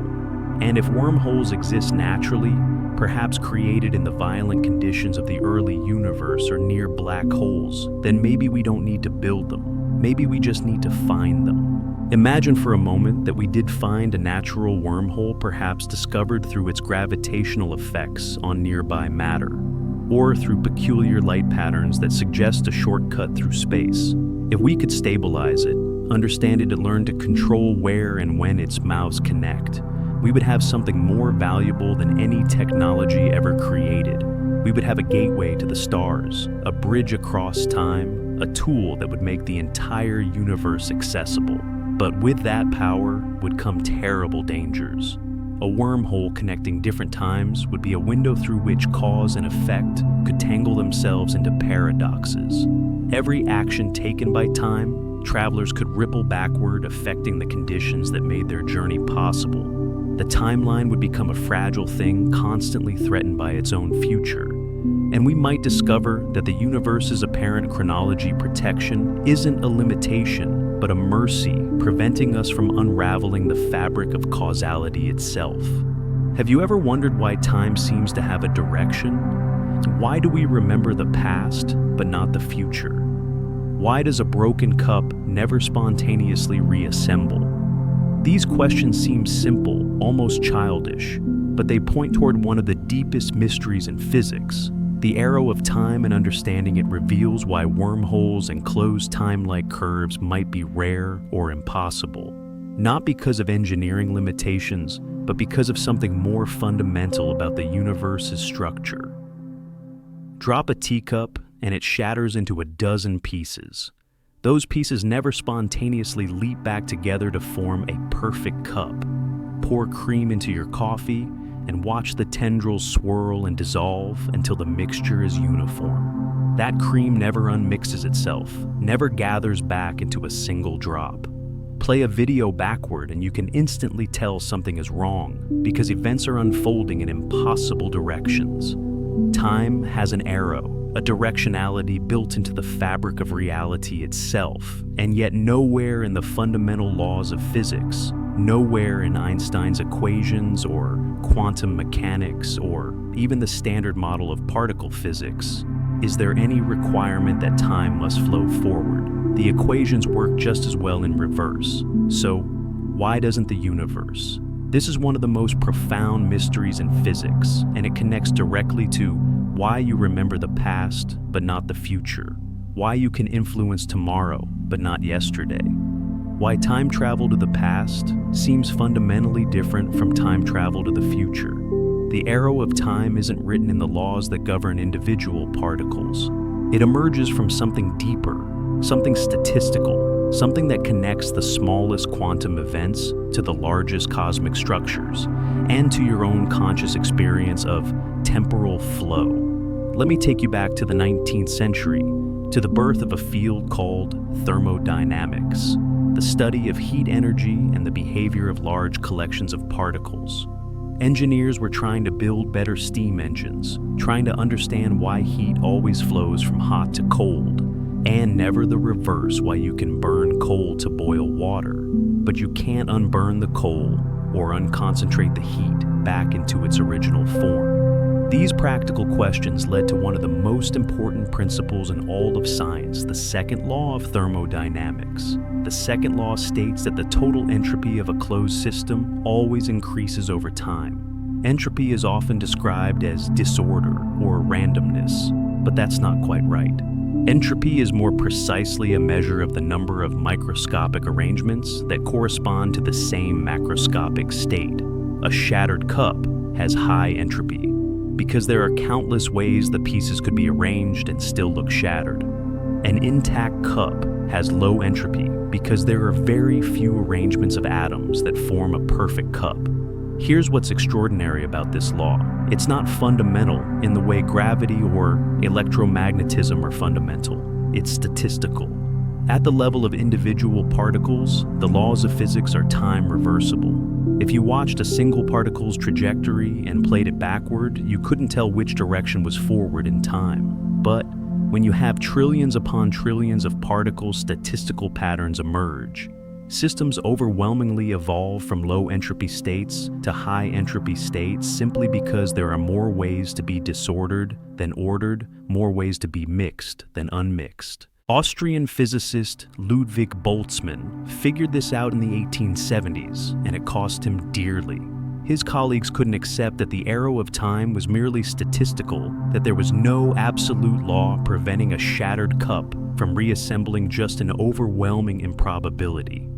Boltzmann suffered from depression, and the fierce resistance to his ideas contributed to his tragic decision to take his own life in 1906. He never lived to see his theory vindicated, to know that he'd solved one of the universe's deepest puzzles. What Boltzmann understood was that the second law doesn't say impossible things can't happen. It says they're stupendously unlikely. In principle, the air molecules in your room could all spontaneously gather in one corner, leaving you to suffocate in vacuum. The probability isn't zero. It's just so small, so incomprehensibly tiny, that it will never happen in the entire age of the universe multiplied by itself 1,000,000 times. The universe doesn't forbid low entropy fluctuations. It just makes them so rare that you can safely bet your life they won't occur. This explains why broken cups don't reassemble and cream doesn't unmix. Not because the laws of physics forbid it, but because there are so many more ways for pieces to be scattered than gathered, so many more ways for cream to be dispersed than concentrated. The universe is constantly exploring all possible arrangements, and the vast majority of those arrangements have higher entropy than the current state. Forward in time means toward higher entropy.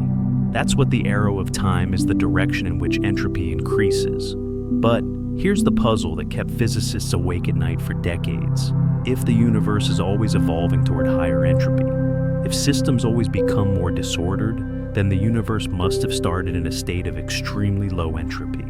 The Big Bang must have been incredibly ordered, all the matter and energy concentrated in a tiny, hot, dense state that was far, far from equilibrium. Why? Why would the universe begin in such an unlikely configuration? This is called the past hypothesis, the assumption that the universe's initial state had very low entropy, and without it, the second law doesn't work. Without it, there's no arrow of time. But we have no deep explanation for why the initial conditions were what they were. It's one of the great unsolved problems in cosmology. The universe started in a highly improbable state, and we don't know why. Some physicists like Roger Penrose have calculated just how improbable the early universe's low entropy was. The number is almost beyond comprehension, 1 part in 10 to the power of 10 to the power of 123. That's not 10 to the 123rd power. That's 10 to the power of a number that's itself 10 to the 123rd power. To put that in perspective, the total number of particles in the observable universe is only about 10 to the 80th power. The improbability of our universe's initial conditions is vastly, vastly greater than anything we have direct experience with. And yet, here we are. The universe did start that way. And because it did, entropy has been increasing for 13.8 billion years, driving the formation of galaxies, stars, planets, and ultimately life. The arrow of time created the conditions for your existence. You are in a very real sense a child of the second law, a temporary pattern of low entropy that maintains itself by increasing entropy elsewhere, eating food, burning fuel, radiating heat into the environment. Every living thing fights against entropy locally while increasing it globally. You're a small eddy of order in a universe flowing toward disorder, sustained by the sun's energy, which itself is slowly burning out, converting ordered nuclear fuel into disordered heat and light. Life doesn't violate the second law, it embodies it. You exist because of the arrow of time, and when you die, when your organized structure disperses, you'll be joining the universe's inexorable march toward heat. Death, the eventual state when all energy is evenly distributed, all differences erased, all structure dissolved into formless equilibrium. But don't let that disturb your rest. Heat death, if it comes, is trillions of years away so far in the future that our sun will have burned out. Our galaxy will have collided with Andromeda, and probably any record that humanity ever existed will have been erased by time's passage long before the universe reaches its final state. For now, for eons to come, There's still plenty of low entropy to tap into, plenty of gradients to exploit, plenty of structure left to form and dissolve and reform. Now here's where the arrow of time connects to memory and consciousness. Your brain is a thermodynamic system. It operates by creating memories, which are physical structures, arrangements of neurons and synapses that encode information about the past. Creating these structures requires energy. It increases entropy elsewhere. Your memories are records of lower entropy states, snapshots of how things were arranged before. And crucially, records can only point backward in time, not forward. Think about it. A photograph is an effect of the event it depicts. The light from that event hit the camera, caused chemical or electronic changes, and created a record. The photograph couldn't exist before the event it records. Records by their nature point to the past because causality flows forward in time. Effects come after causes. Memories are effects of experiences. So memories are always of the past, never of the future. This is why you remember yesterday but not tomorrow. It's not a limitation of your brain. It's a consequence of the arrow of time itself. In a universe where entropy was decreasing, where the arrow pointed the other way, you would remember the future and be ignorant of the past. Your experience of time's flow, your sense that the past is fixed and the future is open, emerges from thermodynamics, from the fact that the universe started in a low entropy state and has been evolving toward higher entropy ever since. But here's something that will bend your mind at the level of fundamental physics, at the level of individual particle interactions. There is no arrow of time. If you could watch a single electron interact with a single photon and then played that interaction backward, it would look perfectly normal. The equations governing that interaction are time symmetric. They work equally well forward or backward. The arrow only emerges when you have large numbers of particles, when statistical effects dominate. This creates a strange hierarchy. Microscopic reversibility underlies macroscopic irreversibility. At the smallest scales, time has no direction. At the largest scales, time flows relentlessly forward. And somewhere in between, at the scale of quantum measurements, consciousness and the formation of records, the arrow emerges. You live at that in-between scale, where the reversible becomes irreversible, where the timeless quantum world crystallizes into the time-bound classical world.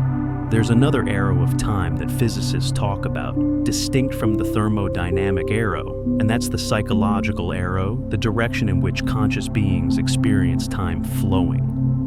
Remarkably, these two arrows point in the same direction. You experience time flowing from past to future, and entropy increases from past to future. But are these connected? Does one cause the other? Or do they just happen to align? Most physicists think they are deeply connected. Your psychological sense of time's passage comes from the formation of memories. And memories are thermodynamic structures that can only point toward lower entropy states. Your consciousness constructs a narrative from these records, creating the experience of a self persisting through time, moving from a remembered past toward an anticipated future. Without the thermodynamic arrow, without increasing entropy, you couldn't form memories, and without memories you'd have no sense of time passing at all. You'd exist in an eternal, unchanging present. This is actually what happens to people with severe anterograde amnesia, like patient HM that we discussed earlier. Unable to form new memories, they lose the sense of time's passage. Each moment is new, disconnected from the previous moment. They live in a kind of psychological timelessness, a present that never accumulates into a past. It's a tragic condition, but it reveals something profound. The flow of time is something your brain constructs from memories, and memories are thermodynamic records of lower entropy states. Now, there's one more arrow of time that we need to talk about, and it's the most mysterious of all the cosmological arrow. This is the direction in which the universe is expanding.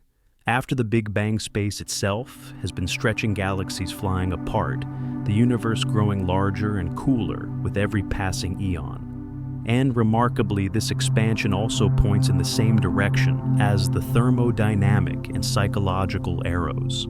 Some physicists have wondered if the universe eventually stops expanding and begins contracting, heading toward a big crunch. Would the thermodynamic arrow reverse? Would entropy start decreasing as the universe collapsed? Would people in that contracting phase remember the future and be ignorant of the past? It's a fascinating question, but most physicists think the answer is no. The thermodynamic arrow probably wouldn't reverse. Entropy would continue increasing even as space contracted, and the collapsing universe would heat up, becoming more chaotic, not more ordered. Time's arrow seems to be locked in place by the initial conditions, not by the current expansion or contraction. But here's what I find most beautiful about the arrow of time. It means that the universe is not in equilibrium. We're not at maximum entropy yet. There's still structure, order, gradients to drive change and complexity. The arrow of time is what makes events possible, what distinguishes a dynamic, evolving cosmos from a static, dead one. Without it, nothing would happen. With it, everything happens just once in a particular order, creating the story of the universe from Big Bang to heat death. And you right now are part of that story. You're a temporary arrangement of matter that resists entropy for a while, that maintains order in a small region of space by exporting disorder elsewhere. Your heartbeat, your breathing, your thoughts. All of these are processes that increase entropy globally while creating fleeting patterns locally. You're a candle burning in the cosmic dark, converting order to disorder, structure to heat. But in the process, creating something precious, experience, awareness, the universe knowing itself. There's something profoundly comforting in understanding that the flow of time isn't arbitrary or mysterious. It's rooted in statistics and the overwhelming likelihood that systems evolve toward more probable states. You're not fighting against time. You're riding with it, moving in the only direction that large-scale patterns can move, from past to future, from order to disorder, but creating meaning and beauty along the way. Yet for all this talk of entropy and arrows and irreversibility, there remains something paradoxical about memory itself, because while physical records must point to the past, the act of remembering brings the past into the present in a way that seems to transcend time's flow, creating moments where all your times exist simultaneously within your consciousness, making you immortal in a sense that has nothing to do with living forever. You are 5 years old, standing in your grandmother's kitchen. The afternoon light slants through the window, illuminating dust motes that dance like tiny galaxies. You can smell bread baking. You can hear her humming a song you'd forgotten you knew. And here's the extraordinary thing: the moment hasn't ended. Right now, decades later, you can return to it. You just did. That 5-year-old is still standing in that kitchen, and you're still there too, accessing a moment that entropy says should be gone forever, visiting a time that the arrow of time says is unreachable. Through memory, you achieve what physics says is impossible. You travel backward through time, and you take that moment with you into every future you'll ever inhabit. This is how memory makes you immortal, not by letting you live forever, but by ensuring that your moments never truly die. There's a phenomenon in psychology called flashbulb memory, and almost everyone has experienced it. These are memories of significant emotional events that seem to be recorded with photographic clarity, burned into your consciousness with every detail preserved. Where were you when you heard about September 11th? When you learned of a loved one's death? When you experienced your first kiss? These moments feel different from ordinary memories. They feel complete, immediate, as if you could reach out and touch them. Research by psychologists Roger Brown and James Kulik in the 1970s first documented this phenomenon. They found that people could recall with extraordinary vividness where they were and what they were doing when they learned of President Kennedy's assassination, even years or decades later. The memories included not just the major facts, but seemingly trivial details: what they were wearing, who was with them, what the weather was like, what song was playing on the radio. These memories had a different quality, a sense of being frozen in time, preserved with crystalline perfection. But here's what's fascinating and slightly unsettling: flashbulb memories feel more accurate than they actually are. When researchers have compared people's flashbulb memories recorded soon after an event to the same memories recalled years later, they find significant inconsistencies. Details change, shift, get embellished or forgotten, just like ordinary memories. But the confidence in these memories doesn't diminish. People remain absolutely certain that they remember exactly what happened, even when objective evidence shows their memory has drifted. This tells us something profound about the relationship between emotional intensity and memory formation. When something deeply significant happens, your brain releases stress hormones like adrenaline and cortisol, which enhance memory consolidation. The amygdala, your brain's emotional processing center, becomes highly active and strengthens the encoding of that experience. You're not creating a perfect recording, but you're creating a memory that will be more stable, more accessible, more vivid than everyday memories. The emotion acts like a chemical fixative, preserving the moment, and this creates a kind of time travel. When you recall a flashbulb memory, your brain reactivates many of the same neural patterns that were active during the original experience. You're not watching a recording. You're re-experiencing a reconstruction that's so similar to the original that it feels like you've gone back. The boundary between then and now becomes thin, permeable. You exist simultaneously in both times, and for a moment, the present and past overlap. There's another pathway to this kind of temporal overlap, and it's one of the most powerful and mysterious aspects of memory: the connection between smell and emotional recall. This is called the Proust effect, named after Marcel Proust's famous passage in Remembrance of Things Past, where the taste of a Madeleine cookie dipped in tea triggers an overwhelming flood of childhood memories. Proust described how a single sensory experience could unlock an entire world of forgotten moments, bringing the past rushing back with such force that it seemed more real than the present. Neuroscience has confirmed why this happens. The olfactory bulb, which processes smell, has direct connections to the hippocampus and amygdala, the brain regions involved in memory and emotion. This connection is more direct than with any other sense. When you smell something linked to a past experience, it can bypass your conscious thought and trigger memories you didn't even know you had, complete with emotional coloring from the original context. I've experienced this myself, and perhaps you have too. You catch a whiff of a particular perfume, and suddenly you're back in a specific moment, with a specific person, feeling what you felt then, as vividly as if no time had passed. Or you smell fresh-cut grass, and you're transported to childhood summers' entire seasons, compressed into a single sensory trigger. These aren't just memories, they're temporal portals, and the past isn't gone, it's dormant, waiting for the right key to unlock it. What this reveals is that your experience of time is not linear in the way you consciously think it is. Yes, you move forward moment by moment, your body aging entropy increasing the arrow of time, pointing relentlessly ahead.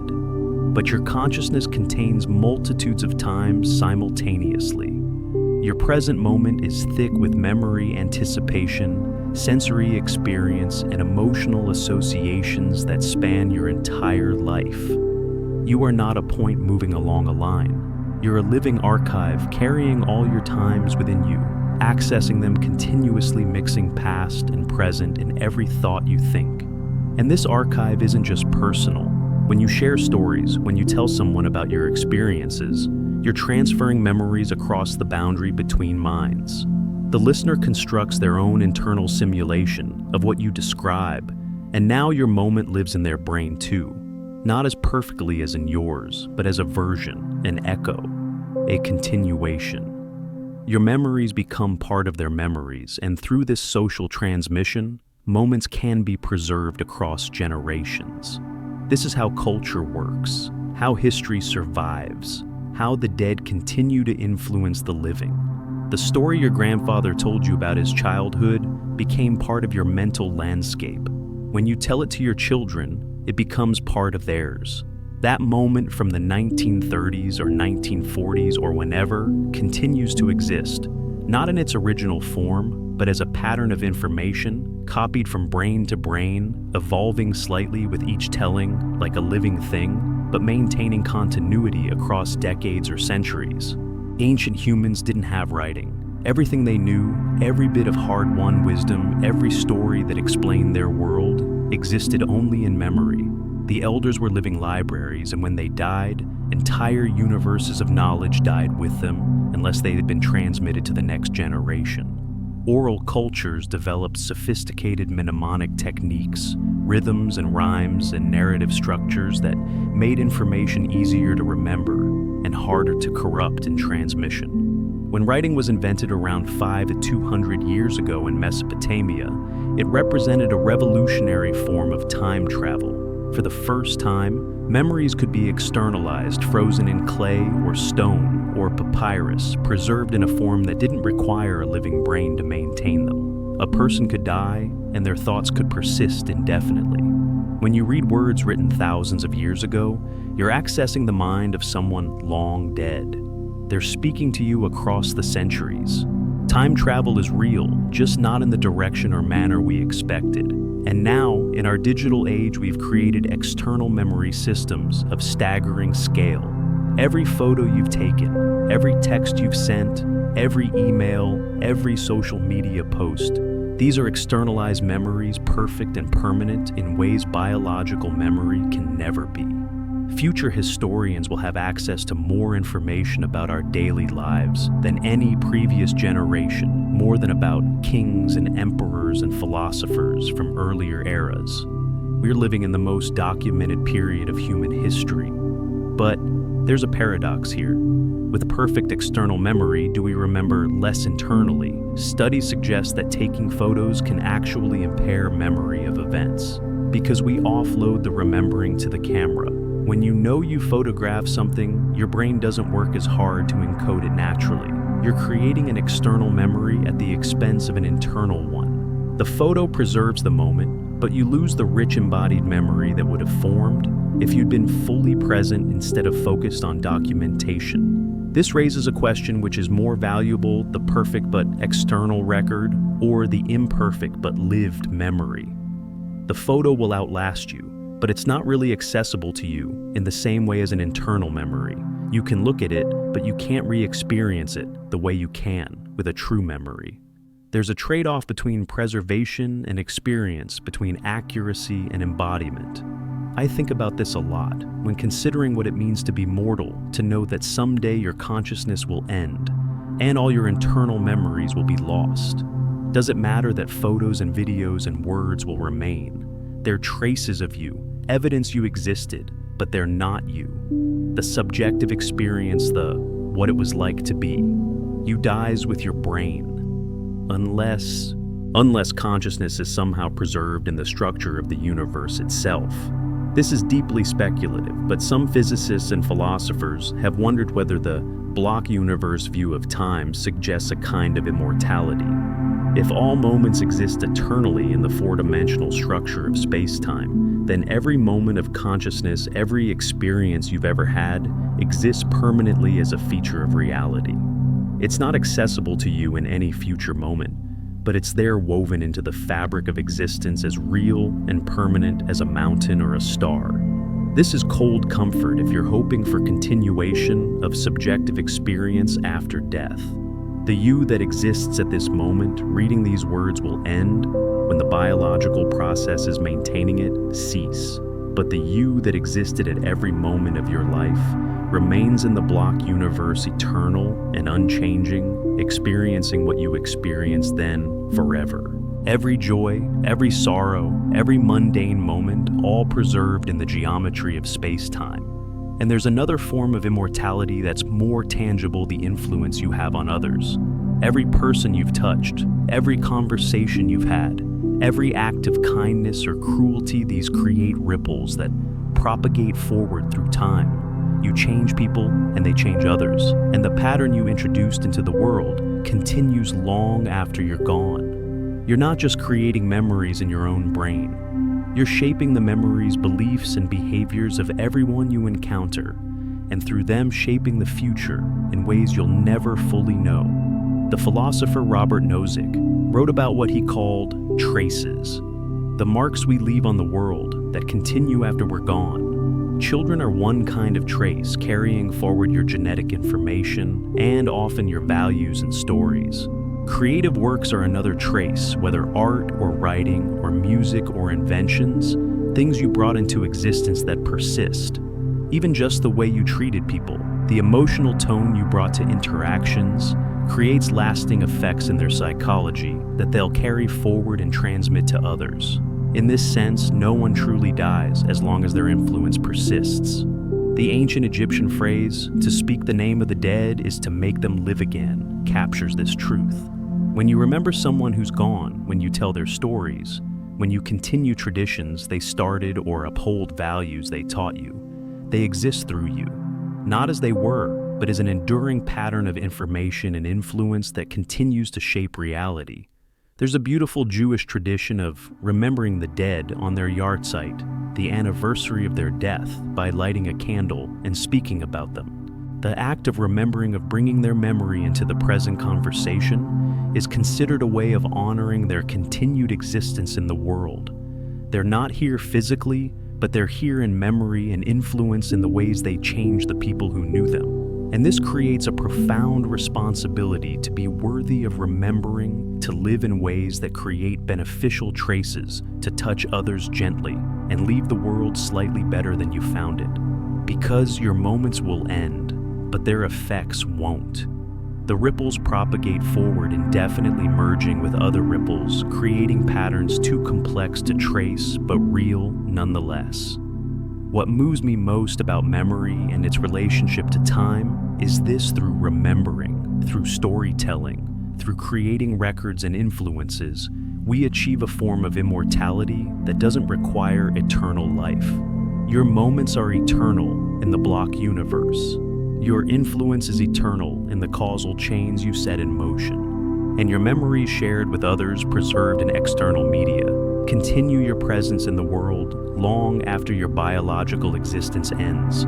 You contain multitudes of time right now. The child you were still exists in memory.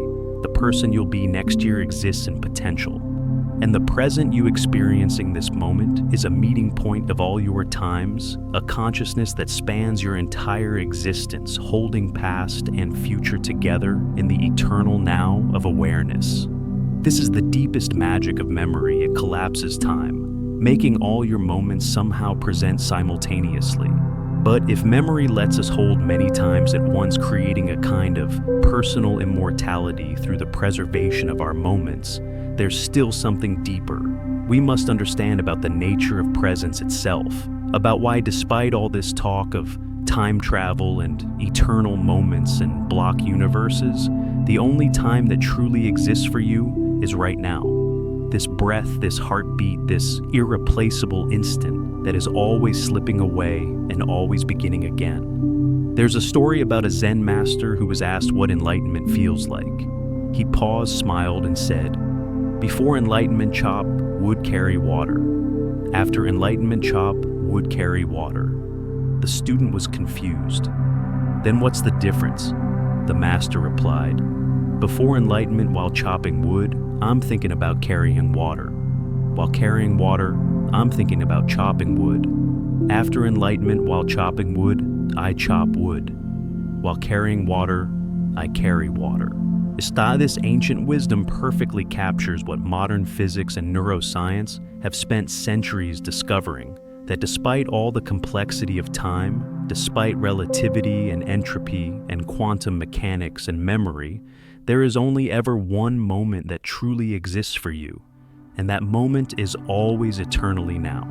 We've traveled together through the physics of time, through the relativity that lets astronauts age slower, through the paradoxes that prevent us from changing history, through quantum entanglement that connects particles across space and time, through wormholes that might tunnel between distant moments, through entropy's arrow that gives time its direction, and through memory's ability to bring the past into the present. We've seen that time is both real and illusory, both flowing and static, both personal and universal. But all of this sophisticated understanding points to one simple, profound truth. The present moment is all you ever have. It's all you've ever had. It's all you will ever have. Let me explain what I mean by bringing together everything we've explored. Einstein showed us that now is relative, that simultaneity depends on your reference frame, that there's no universal present moment shared by all observers. The block universe view suggests that past, present, and future all exist equally, that the flow of time is an illusion created by consciousness moving through a static four-dimensional structure. And yet, paradoxically, the only time you can actually experience, the only time that's accessible to your awareness is this moment right now. You can't experience the past directly. You can only remember it, which is an experience happening now. You can't experience the future directly. You can only anticipate it, which is also an experience happening now. Every memory, every plan, every thought about time happens in the present. The present moment is not a point on a timeline. It's the only place where existence occurs for you. It's the stage on which all your dramas play out, the canvas on which all your experiences are painted. This isn't just philosophical musing. This is neuroscience. Your consciousness is always operating in what's called the specious present, a window of roughly 2 to 3 seconds, where sensory information, working memory, and attention combine to create your subjective now. This window is constantly sliding forward, always including the immediate past and anticipated future, but always centered on this moment. You never escape this window. You're always in it, always experiencing now, even when you're thinking about yesterday or planning for next week. The Buddhist tradition has known this for 2,500 years. Mindfulness practice. The cultivation of present moment awareness is fundamentally about recognizing that you're always in the now and learning to be fully present for it rather than lost in thoughts about other times. When the Buddha taught that suffering comes from attachment and aversion, he was pointing at how we create psychological suffering by rejecting the present moment as it is and wishing for different past or future moments instead. Modern psychology has validated this ancient wisdom. Research by psychologists Matthew Killingsworth and Daniel Gilbert at Harvard found that people spend about 47% of their waking hours thinking about something other than what they're currently doing, and this mind wandering typically makes them unhappy. When your attention is on the past or future, you're not fully alive to the present, and your well-being suffers. The happiest people their research showed are those who are most engaged with whatever they're doing right now, whose minds are least likely to wander away from the present task or experience. This connects beautifully to what we learned about time in physics. If the block universe is real, if all moments exist eternally, then worrying about the past or future is especially futile. The past is fixed, unchangeable, as permanent as a mountain range in the space-time landscape. The future, while uncertain from your perspective, is also in some sense already there, already determined by the initial conditions and laws of physics. Your anxiety about it won't change it. Your regret about the past won't alter it. The only time where you have any agency, any ability to experience and choose and act is now. And this is where understanding time physics can actually reduce anxiety. If you truly grasp that the past is unchangeable, that your embarrassing moments and failures are permanent features of space-time, but no longer accessible except through memory, you can let them go. They happened, they're over. They exist in the block universe, but you don't live there anymore. You live here now, and the version of you that exists now is not the same as the version that experienced those past moments. Similarly, if you understand that the future is genuinely unknowable from your perspective, that quantum indeterminacy and the sheer complexity of causal chains make prediction impossible beyond very limited domains, you can release the need to control it. You can plan wisely, yes, but you can hold those plans lightly, recognizing that reality will unfold in ways you can't foresee. The only moment you can actually influence is this one, through the choices you make right now. There's a practice in mindfulness meditation that I find particularly powerful for understanding the present moment. It's called noting, where you simply observe and mentally label your experiences as they arise: thinking, feeling, hearing, seeing, planning, remembering. Oh, what you discover when you do this is that almost all your mental suffering comes from thoughts about other times. When you're anxious, you're imagining negative futures. When you're depressed, you're ruminating on negative pasts. When you're stressed, you're feeling overwhelmed by anticipated demands. But here right now, in this actual moment, are you okay? Is there an actual problem present in this breath, this heartbeat? Usually the answer is no.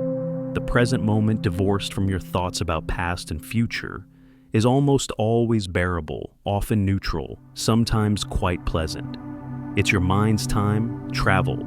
It's constant journeying away from now that creates much of your suffering. The present moment is actually quite peaceful when you're fully in it. This doesn't mean you should never think about past or future. Planning is useful. Learning from experience is essential. But there's a difference between functional thinking about time and compulsive time traveling, between using memory and being trapped by it, between anticipating the future and being paralyzed by anxiety about it. The difference is whether you remain grounded in present awareness while engaging with thoughts about other times, or whether you become lost in those thoughts, mistaking them for reality. Let me share something that neuroscientist Sam Harris points out in his work on consciousness and meditation. He notes that if you look carefully at your experience right now, you'll notice that there's no experiential difference between a thought about the past and a thought about the future. Both are just thoughts arising in present awareness. Memory feels different from imagination because you tag memories as real and imagination as constructed. But the actual experience of having a thought is the same regardless of its temporal content. All thoughts are present moment phenomena, even when their content is about other times. This means that you're never actually in the past or future. You're always here now, having various types of experiences, some of which are thoughts about other times. When you recognize this, you realize that you can't be trapped by your past, because you're not in your past. You're here now, thinking about your past. And you can change your relationship to those thoughts. You can observe them without identifying with them, without believing that the story they tell is who you are. The same applies to anxiety about the future. The future isn't happening to you right now. What's happening is that you're having anxious thoughts in the present moment. And thoughts are just mental events, transient patterns of neural activity that arise and pass away. They're not commands, they're not reality. They're just thoughts, and you can notice them without being controlled by them. This is what mindfulness practice cultivates: the ability to observe your experience, including your thoughts about time, from a place of present awareness that isn't caught up in the content. You become the witness of time-bound thoughts rather than being lost in them. And from that witnessing perspective, you realize something profound. You are not your thoughts. You are the awareness in which thoughts appear. Who is this awareness? What is this consciousness that observes experiences without being reduced to them? This is one of the deepest mysteries we've explored. Is consciousness a product of neural activity, or is it something more fundamental? Does the present moment exist only in brains, or is it a feature of the universe itself? We don't know. But what we can observe directly is that there is awareness, there is presence, there is this moment of experiencing, and it's always now. The physicist Erwin Schrödinger, one of the founders of quantum mechanics, wrote something beautiful about this in his book, What is Life? He said, "The present is the only thing that has no end." Think about that. The past ends when it becomes present. The future ends when it becomes present. But the present never ends. It's always here, always now, continuously renewing itself moment by moment. You are always in the present. You've never not been in the present. You never will be anywhere else. This constancy of the present moment is the closest thing to eternity you'll ever experience. Not infinite duration, but the eternal now, the timeless presence that underlies all temporal experience. Mystics across cultures have pointed at this using different languages, but describing the same recognition that Beneath the changing surface of experience, there's an unchanging awareness, a stillness that persists while everything else flows. And here's what's both humbling and liberating. You don't need to understand the physics of time to access this peace. A Tibetan monk who knows nothing about relativity can be profoundly present. A child playing in a sandbox, completely absorbed in building castles, is experiencing timeless now, without any concept of space-time. The understanding helps it can reduce anxiety and provide context, but the actual experience of presence is available to anyone, regardless of their knowledge of physics. What physics does is show you why this moment is special, why presence is not just a psychological technique, but a fundamental feature of how reality works for conscious beings. Time might be a dimension in space-time, but your experience of time is always mediated through the present moment. The present is the interface between timeless physical laws and your temporal subjective experience. As we come to the end of this journey through time and memory, I want you to take a moment and just notice your breath. Feel the air moving in and out. Notice the weight of your body, the sounds around you, the quality of your awareness right now. This is it. This is the moment we've been talking about for nearly 2 hours. Not some special moment in the future when you'll finally understand or be enlightened or have it all figured out. This moment exactly as it is, with whatever it contains. All the physics, all the philosophy, all the neuroscience we've explored points to this. You are here now aware, experiencing. That's the irreducible fact of your existence. Everything else, every memory, every plan, every concept is built on top of this fundamental presence. And when you recognize this, when you really see that you are always in the now and nowhere else, something relaxes. The urgency diminishes. The anxiety loosens its grip. Because if you're always in the present moment, then you don't need to get somewhere else. You're already here. If all moments are eternal in the block universe, then there's nothing to lose and nothing to gain. If time is an illusion created by consciousness, then beneath that illusion is a timeless awareness that you are, that you've always been, that you'll always be. Not you as a person with a history and a future, but you as consciousness itself, the awareness in which persons and histories and futures appear. This might sound abstract, but it has profound practical implications. When you're facing difficulty, when you're suffering, when you're overwhelmed, you can return to this moment. You can ask yourself right now, in this breath, am I okay? And usually, surprisingly, the answer is yes. The crisis is in your thoughts about future moments or your memories of past moments. But here now, you're breathing, you're aware you're alive. And that's enough. It's always been enough. The universe has been unfolding for 13.8 billion years. Stars have been born and died. Galaxies have collided. Life has emerged and evolved. Countless beings have lived and perished. And all of it, all of that vast cosmic story, has led to this moment right now, where you exist aware, present, experiencing the universe, experiencing itself. You are not separate from this process. You are this process temporarily organized into the pattern you call yourself, destined to dissolve back into the cosmos, eventually.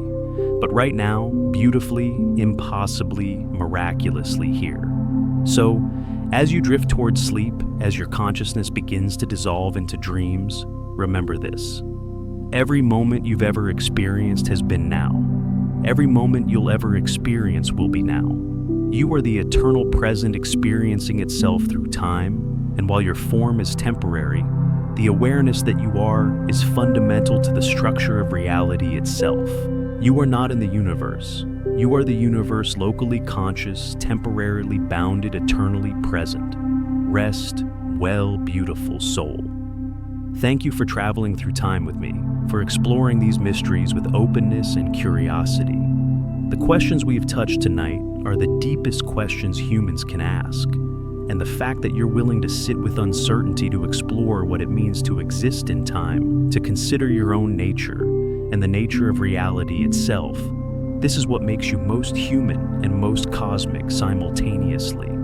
If this journey has brought you peace, if it's given you a new way of relating to time and memory and the fleeting moments of your life, please share it with someone who might need to hear it. Like this video if you'd like to see more explorations of science told softly, and subscribe to join me on future journeys into the mysteries that connect physics and consciousness, cosmos, and mind. Until we meet again in that eternal now that keeps revealing itself moment by moment, be present, be here, be at peace. The universe is exactly where it needs to be, and so are you. Always have been, always will be, right here, right now. Eternally present in the only moment that ever truly exists. Sweet dreams, time traveler. May your memories be gentle, your anticipations hopeful, and your present moment full of wonder. The story continues always in the now, forever unfolding. And I'll be here when you return, exploring new mysteries together in the timeless present we all share. Good night.